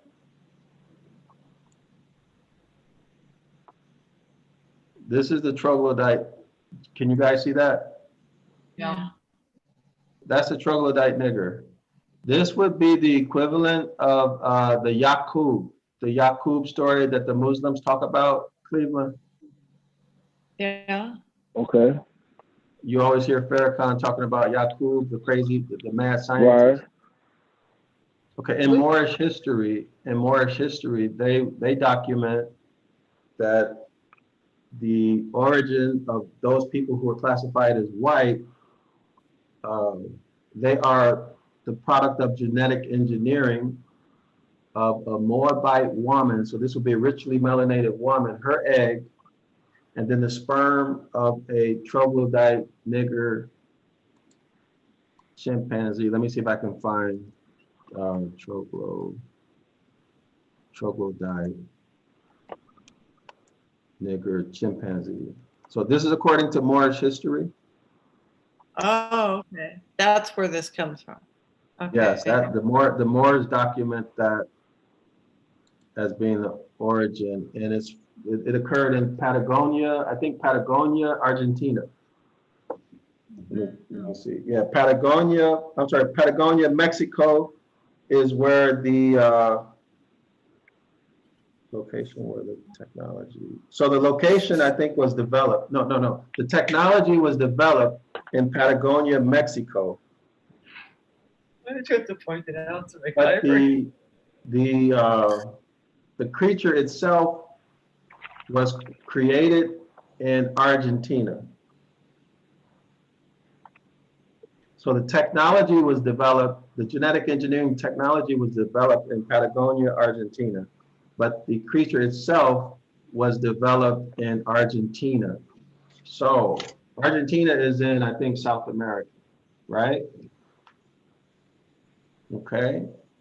Okay, so this is what they're saying where white people came from? The sperm of the, I'm trying to get a picture of a real, this is the troglodyte nigger chimpanzee. So they're saying that the sperm of this troglodyte nigger chimpanzee and the egg of a Moabite woman, genetically engineered. Okay, so this would be the Neanderthal, Right. right? Okay. That would, the product of that would be Neanderthal over years and years and years of genetic engineering and perfection, Okay. right? So that's why in the Yaqub story, they talk about Moses teaching the let's say the Neanderthal to walk upright. Is that correct, Cleveland? Oh, I'm not familiar with that at all, my friend. Okay, so yeah, you guys can look up the story about Yaqub. Let me see if I can find it on YouTube.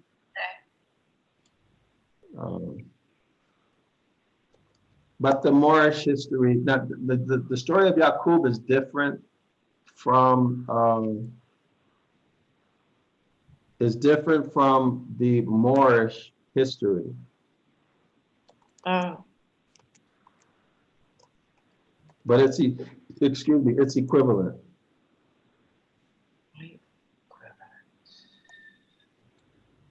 I'm gonna have to be going here. Yeah. Pretty soon we Okay. have. So you guys can find it. It's somewhere here. Just look up Farrakhan and the origin of the white man. He'll tell you the whole Yaqub story. But Okay. it's not the same story as the Moorish history. The Moorish history deals with genetic engineering. Okay. But anyway, this is the Neanderthal, and the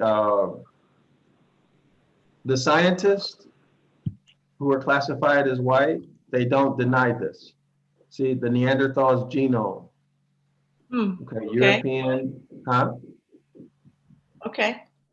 Yeah, this is not denied in science. In fact, you can get a DNA test, and it'll give you your percent Neanderthal. Okay. Thank you. Huh? I said thank you. So now today I find out I'm part Neanderthal. All right. Well, I mean, I'm not trying to like be nasty or Right. anything. I'm just, it is what it is. So you It believe is this? what it is. Huh? Do you believe this? Well, this is what they teach you in science. Oh, I've never been taught this. Yeah,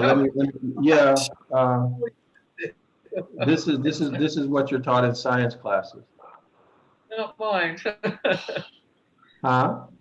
Not mine. I went to the University of South Alabama. I didn't learn this stuff here. They left it Yeah. out. Well, okay, so I'll give you an example.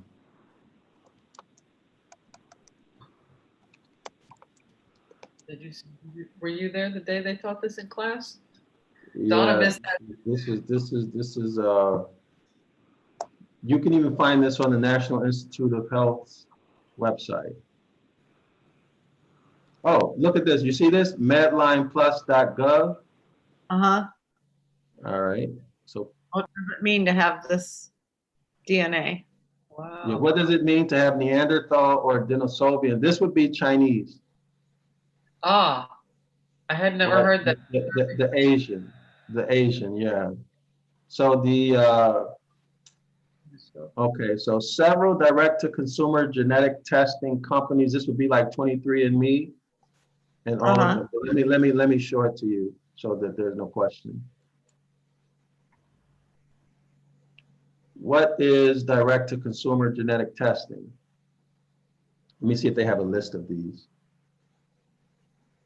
Okay, so other names for direct-to-consumer genetic testing include DTC genetic testing, direct access genetic testing, at-home genetic testing, and home DNA, ancestry testing, see? Also called genealogy testing. Right. So this would be the 23andMe and stuff like that. So, but anyway, it says these companies report how much DNA a person has inherited from what? Prehistoric humans. So what does prehistoric human mean? Neanderthals. Well, Neanderthal or Denisovian. Yeah. So in other words, it was not human, right? Right? If it says pre, that means not human. Is that right? Correct? Yeah. Well, let's look at the pre. Pre. Pre occurring originally in a loan word from Latin where it means what? Before. Okay, so we go back. So this is before human, right? Wow. Okay. Yeah. Now we're at medplus.gov. It's a government agency, right? Yeah. Such as Neanderthal and Denisovian. This information is generally reported as a percentage that suggests how much DNA an individual has inherited from these ancestors, Denisovian and Neanderthals. The percentage of Neanderthal DNA in modern humans is 0. Now, can there be a modern human? Well, if there's a pre-human, that means before human. Right?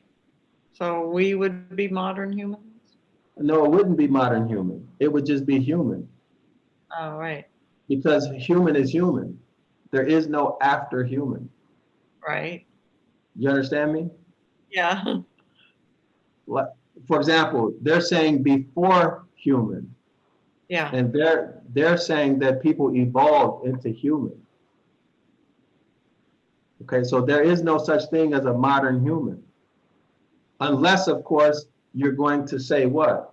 Pre-human, modern human are all human. yeah, In which case there would be no such thing as a pre. You just to pay attention to the words. You guys see that? yeah. Prehistoric. Right. So you can't break it. You can't say human and then break it up into pre and modern. It's either all human or it's a pre-human and then a human. I know I'm looking at the nuances, right? Yeah, But anyway, I guess that's neither here or there. It says the percentage of Neanderthal DNA in modern humans is 0. So humans have 0 DNA so far as what this is saying. I'm sorry, 0 Neanderthal, 0 Denisovian. So in other words, humans are human. Okay. okay, Modern human is close to 0 or close to 0 in people from Africa or African populations or people from African populations, right? So this would be Genesis chapter 2. yeah, Okay, N is about 1 to 2% in European or Asian background.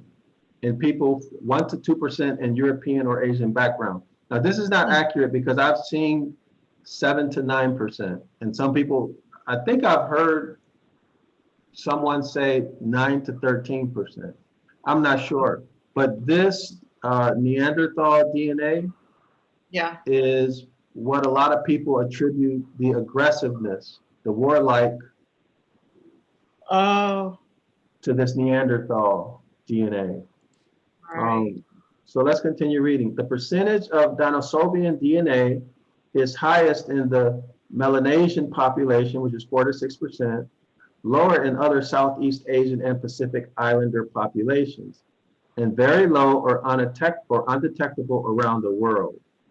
Okay, so remember what we looked up, archaic, right? Remember what that word means? Uh, Okay, let's look it up again.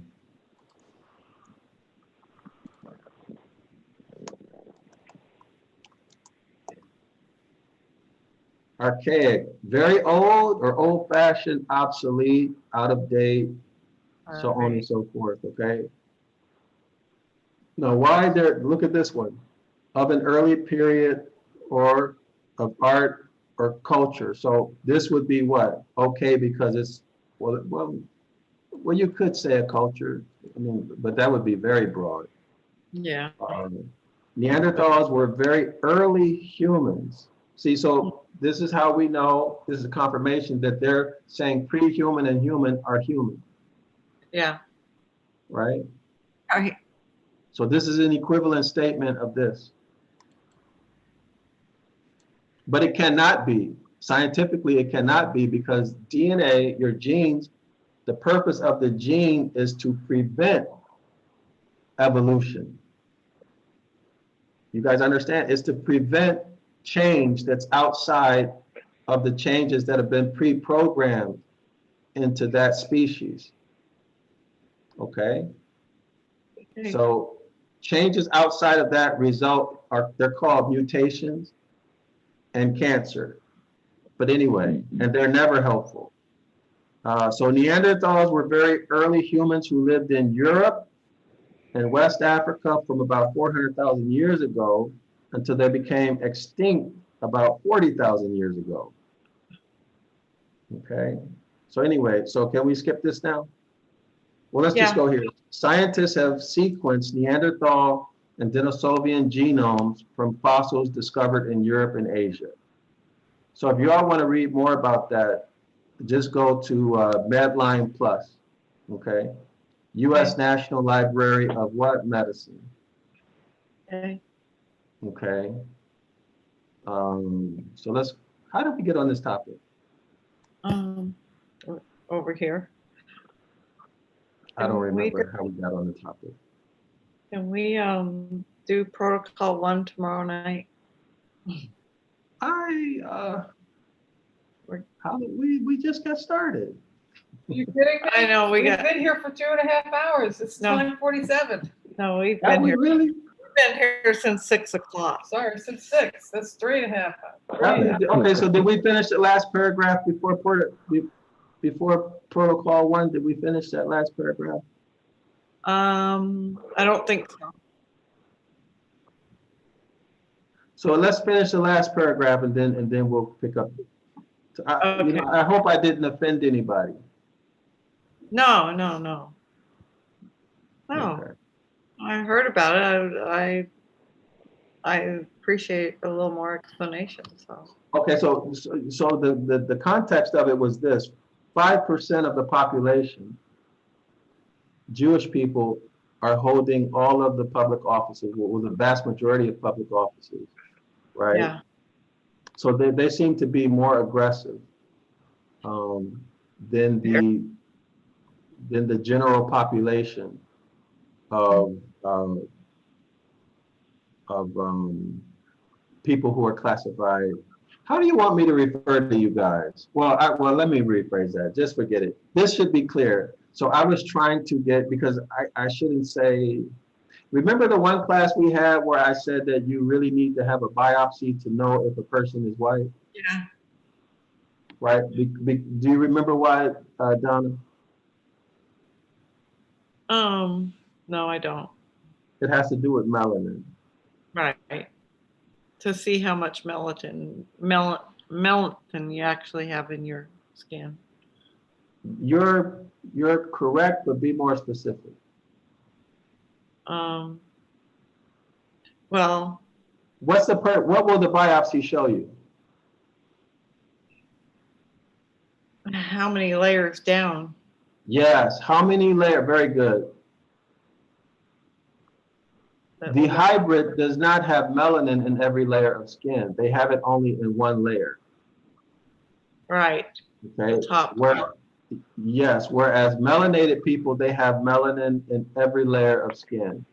So Right. in order to know if a person is I don't even know how to say it. Let's say, for lack of a better word right now, white.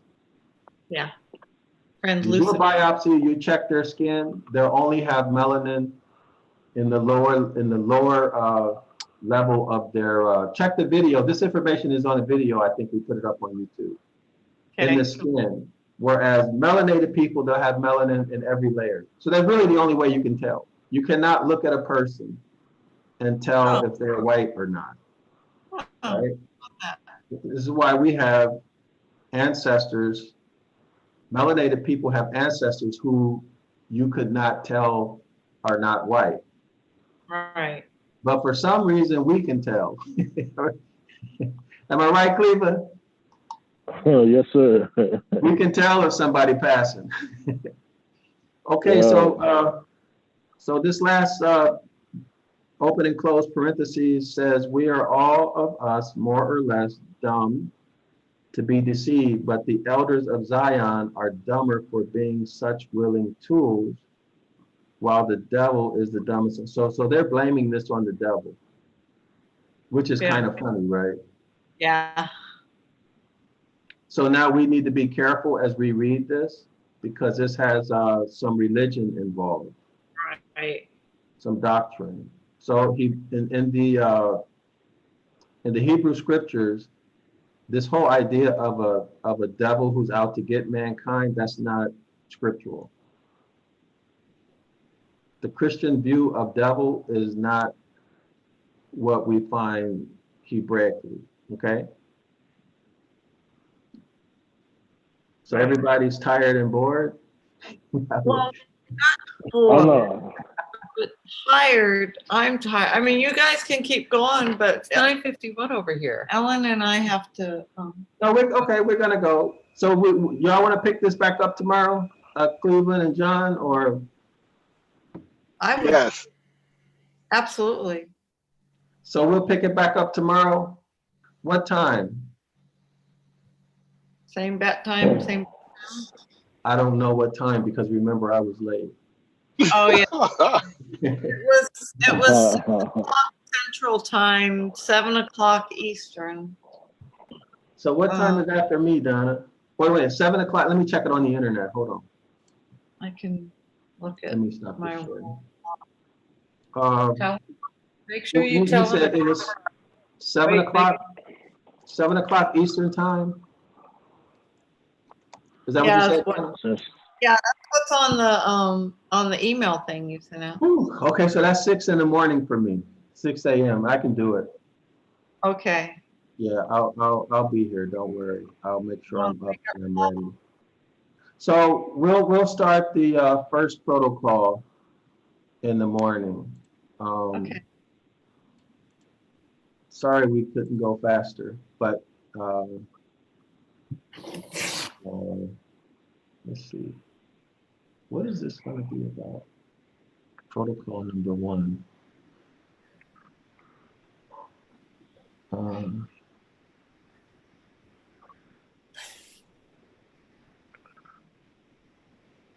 Okay.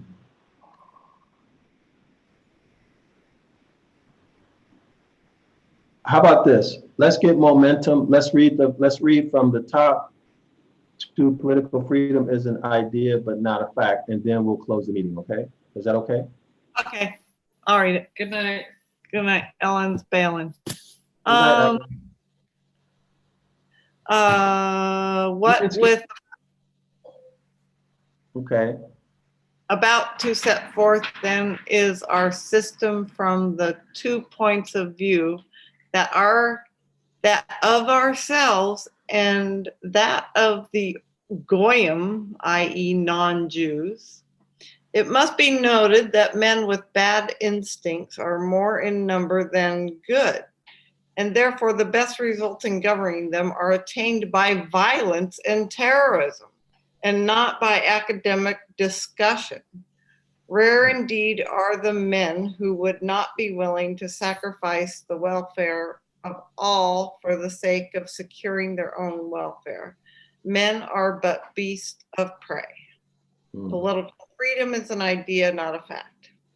Okay, thanks, Donna. So now we got some momentum. We're into protocol 1. Right. So, okay, so let's stop here. Okay. And we can pick up tomorrow. So, well, I enjoyed this and I learned a lot. I hope you guys learned a lot. And anybody have anything to say before we close out? Any closing comments or questions? Anything we want to deal with next class? Well, I want to say this was, in my view, heavy. Like my eyes are watering, slight headache, a lot of information, but I'm not afraid. I'm looking to learn more. You was mentioning that Neanderthal DNA. I had a 23andMe test done, and according to it, you know, it's the only science I had. But it's I have less than 2% of Neanderthal DNA.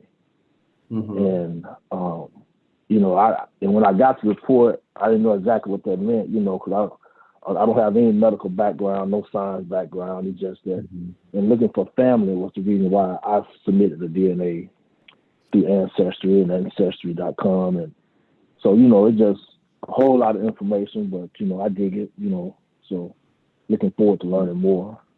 Yeah. If I can keep up. That's if I can keep up. You can keep up. So let me tell you about these DNA tests. They are entertainment. Yeah. It's it doesn't mean anything. And that information, like for example, Donna, if you took that, the results are probably not true. Most likely not true. Right. It only goes back 3 generations on your mother's side. So that means your mother, your mother's mother, and her mother. That's it. That's all it looks at. Okay? Doesn't look at your father or the hundreds or thousands or 10,000s of generations that came before you. They mean absolutely nothing. And chances are the results that they gave you have nothing to do with you. They just put it together. It's just, what I understand is it's just where other people live right now that have similar DNA to you. Well, that's in theory, that's what they do. Yeah. But when you look at the stories, if you go to another company, they're going to give you a completely different result. So what is that telling us? That means they're just putting something on paper that has absolutely nothing to do with you. Right. You understand? Yeah, and I've said, you know, it's more like a tracking mechanism. You know, being in the military, I had to submit to DNA tests, and I don't know why the Army, but I got reports showing that, you know, they was testing me for this, but my DNA is on file. When I go to my Army account, it just said my DNA is on file. So in my mind, it's more like a tracking mechanism for some reason or other, you know. Well, yeah, that's true. So That's true. Yeah. But the message I want to get to you guys is don't believe what you see on these DNA tests. It's not true. That's my point. They can put whatever on there that they want, but it's not true because they just throw this stuff together to make money. It's entertainment. Yeah. Yeah. Okay, it's entertainment. So if they say you have Neanderthal DNA, I would ignore it if I were you. You also, Donna, I would just ignore it because the tests are not reliable. Right. Right? They're not based in science. Okay, and it only goes back from your again, it looks at your mother, it doesn't look at your father. It looks at your mother's mother, and then your mother's mother's mother. That's 3 generations of women. Okay, that it looks at. It doesn't look at your fathers, and it doesn't go all the way back to the hundreds or thousands of generations that came before you. It means nothing. It's like 0.0001% of your genome. Y'all understand me? So in other words, if let's say if you got $10,000 or let's say $100,000, it's going to look at a penny. Right? So that's nothing. It's unreliable. Don't, well, if it's me, I wouldn't believe it, right? It's just entertainment. That's all it is, entertainment. You okay, John? Yeah, I'm good. I was thinking I had that 23andMe test done too, and they said that I had 1% Neanderthal. Yeah, so it's not true. Don't believe. Now, if you look at the government, you look at this research, people who have African ancestry, they don't have Neanderthal. Now, in recent years, since we have been bringing this stuff out, they've been adding people who would be classified as Black as having Neanderthal. Y'all follow me? Yeah. Yeah. So once we started bringing this stuff out, the whole Esau thing and the hybrids. So anyway, if I were you guys, I would not, and this goes for you too, Donna, whether you're, if a person is classified as white or black, I would not believe anything that the DNA test tells you. Right. Did you do a study or a class on the hybrid thing you Yeah, was we talking did. We about? went through that, right? I think it's on you. Did we put that on YouTube, Donna? I don't remember. Who is Esau? I don't know. Or did we do something like that? I know we. Let me share the screen. Actually, this topic is quite fun.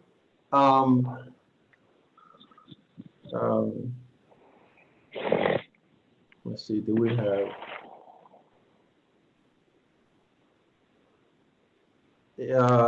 Let me see. We've done this in the Deuteronomy class. Right. Donna, you know what? You're such a nice person to stay here with us, even though you want to go. I really appreciate you Oh, thank for you. being so supportive and patient, really. I just want to acknowledge you for that, you know. I wish everybody were like that. If you want, John, we can go back through this. First one is the faculty of state of being able to see. She had defective vision. I don't remember where we did it, but it might be in one of these videos, John, but we, oh, here it is. I think is this when we did it, y'all? Yeah. Look, watch this video, John. All right. This is That's the one. That's the one I missed. Yeah. Watch this one. Which video? Yeah, this one has about the hybrid. All right. Let me see. But there's a lot of stuff in here. We cover a lot in Yeah, I this see class it. about the hybrid. 3 hours long. Yeah, but you're gonna learn a whole lot. You're gonna learn a whole lot. Yeah, I was supposed to have been in that that class, but I missed it. Because we relate this to well, yeah, if you get the time, Jonathan, you're gonna learn a tremendous amount. All right. And I think this is it. But oh, so yeah, this is it. Yeah, And then you see, we go through all of this. Mm-hmm. it's towards the end of it. Oh, it's toward the end. Yeah, it's about 2.5 hours in. Okay. Well, 2 hours in. Yeah, John, Donna says it's about 2.5 hours in. All right. I just watched the whole thing. Yeah, but yeah, you're gonna learn a lot. You're gonna learn a lot. But all of that said, this is let me unshare. We have to keep in mind that we have to distinguish between the hybrids and Esau, okay? We have to distinguish between the hybrids and Esau. And there's a very interesting question. Who is really the enemy? Is it the hybrid, or is it Esau, or is it both? Right? In other words, who's been the one who's caused us all this oppression and misery? Hybrids. I'm leaning more say- toward hybrids. I'm leaning more toward hybrids. Yes. I'm leaning more towards Esau. Really, because of what the Most High says there in Obadiah.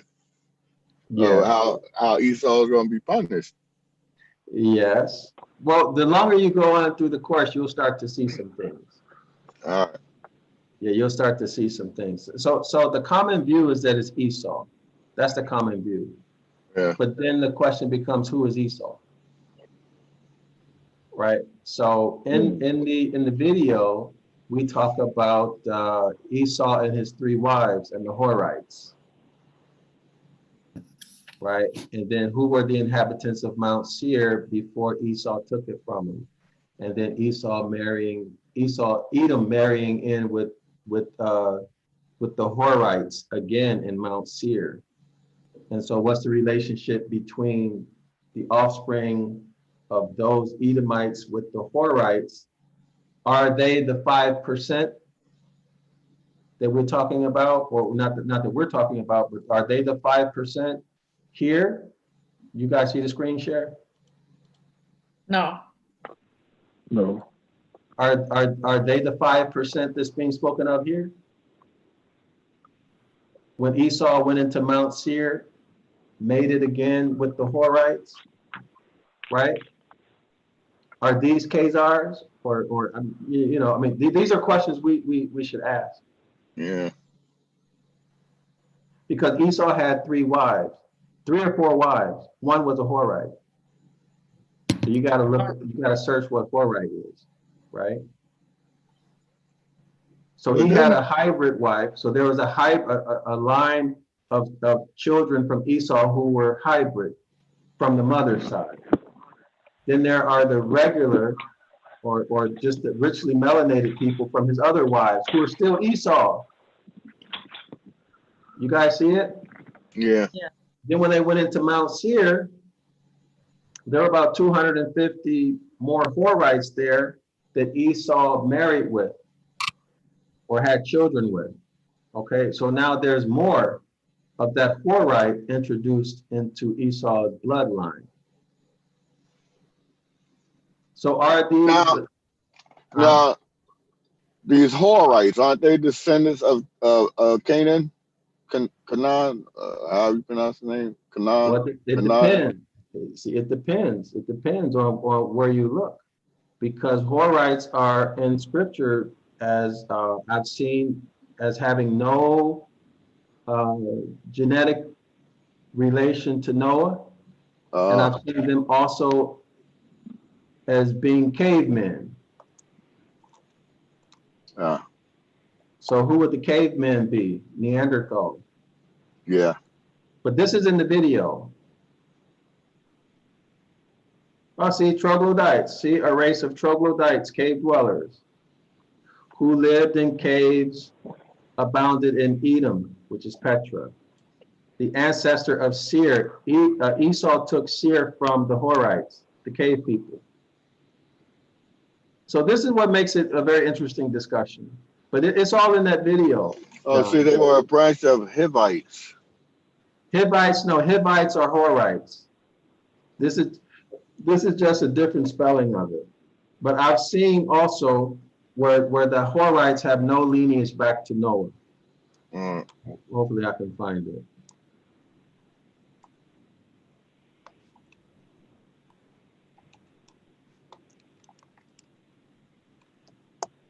But even still, they come from the egg of a Moabite woman, right? If it's a hybrid. So I don't know, I haven't figured this out yet. Okay, see, ancestry of Seir, the Horite, is not specified. But anyway, this is something for something to discuss for later, because I think we're being rude to Donna by not letting her go. I don't want that video though. See, the PDF was Ham's wife of the Nephilim. Well, if it's Ham's wife of the Nephilim, then what does that tell us? Nephilim were what? Hybrids, right? Yeah. Yeah. So there's a problem. That's what I'm trying to say. Horites have they're the product of the fallen angels and a richly melanated woman. Okay. Yeah. So that would have happened, and then later on, the Moabite woman was impregnated with the sperm of a chimpanzee, troglodyte nigger chimpanzee. So you have two hybrids, 2 classes of hybrids. Y'all see that? Yeah. So what was the troglodyte nigger introduced? What was it mated with the egg of a hybrid Moabite or human Moabite? I don't know. Or did the 2 merge in Mount Seir? See what I mean?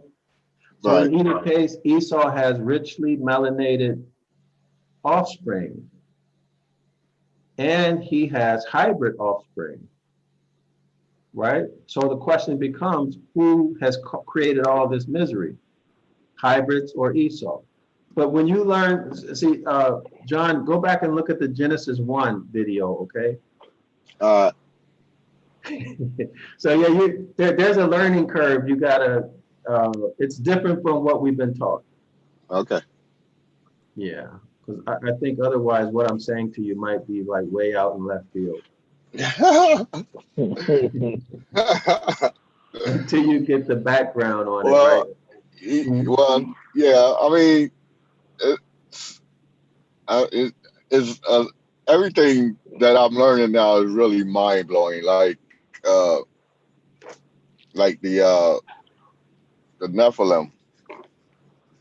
I mean, is really mind blowing. I mean, like, how could that possibly be when you were taught that angels don't have sex or can't have sex? Like, okay, well, maybe, I don't know. It's just mind blowing. Okay. Well, Donna, thank you for being so patient and being supportive. Staying here with me, I appreciate that. I really, really do. Oh, thank you for recognizing that. And do you want me to give you a wake up call tomorrow? Yes, yeah, give me a wake-up call, please. Okay, I'll do that. And if you guys want to invite your friends so we can have more people and spread the reading out, maybe we can go faster. Maybe we can have different points of views and ideas. People come, some people know a lot more about certain things than I do. Right. So I'll invite. Yeah, so Cleveland and John, if y'all know anybody, y'all want to invite them, we'll make the conversation more rich. We can spread the reading out and, have some fun. Because this is for fun. Dr. Yasaba, I hate to tell you, I'm walking this journey alone. My family think I'm crazy. Yeah, that's the same here, Doc. Real talk. Like, nobody I know, they think I'm crazy. They think I'm hellbound, and so just like Brother Walker said, it's been, like, I'm so happy to see you on YouTube and find all the information, just to see that I'm not alone. Like Miss Donna said, "You not surprised you seeing a white woman tonight?" I said, "Not at all, ma'am." Yeah, when I logged on tonight, I'm glad to see other people, because it's definitely been a long journey. I'm like, So I'm looking forward to I'm just hoping I can catch on, because I know it's gonna be heavy, but I'm definitely gonna be back. Yep. Yeah, it'll come together. The more background. Actually, well, Donna, what was it like for you? Did you tell your story when I first came? Like your story from I guess waking up or however you want to describe it. Like when you were where they're at to where you are now. Oh my gosh, from then to now is like night and day. It's like night and day. And I'm so happy. Do you feel like telling your story or you're too tired and you gotta go? Yeah, I kind of got some stuff to do before I go to bed. Well, cool. So, we'll get it later. Yeah. Okay, so y'all get her story later. Yeah. But don't worry, you guys will be looking back on this. You'll say, I can't believe I used to believe the things I used to believe. Yeah. Right. And you'll be able to help other people. Yeah, that's that was that indoctrination. Right. Yeah. But anyway. So thanks everybody for showing up. Good night, everybody. All right. Thanks for being patient with me. I appreciate it. Go ahead, Cleveland. I'll just say peace and blessings, everybody. Peace and blessings. Peace and blessings. Okay, peace and blessings. Shalom. I'll see you guys tomorrow morning, 6 a.m. Eastern Standard Time. No. Okay. No, it's Well, 7 p.m. You'll be AM. Oh, 7 p.m. Eastern. Okay, so my time 6 a.m. Okay, Yeah. but Donnie, you're gonna call me, right? Yeah, I'll call you. All right. Thanks, everybody. See you guys.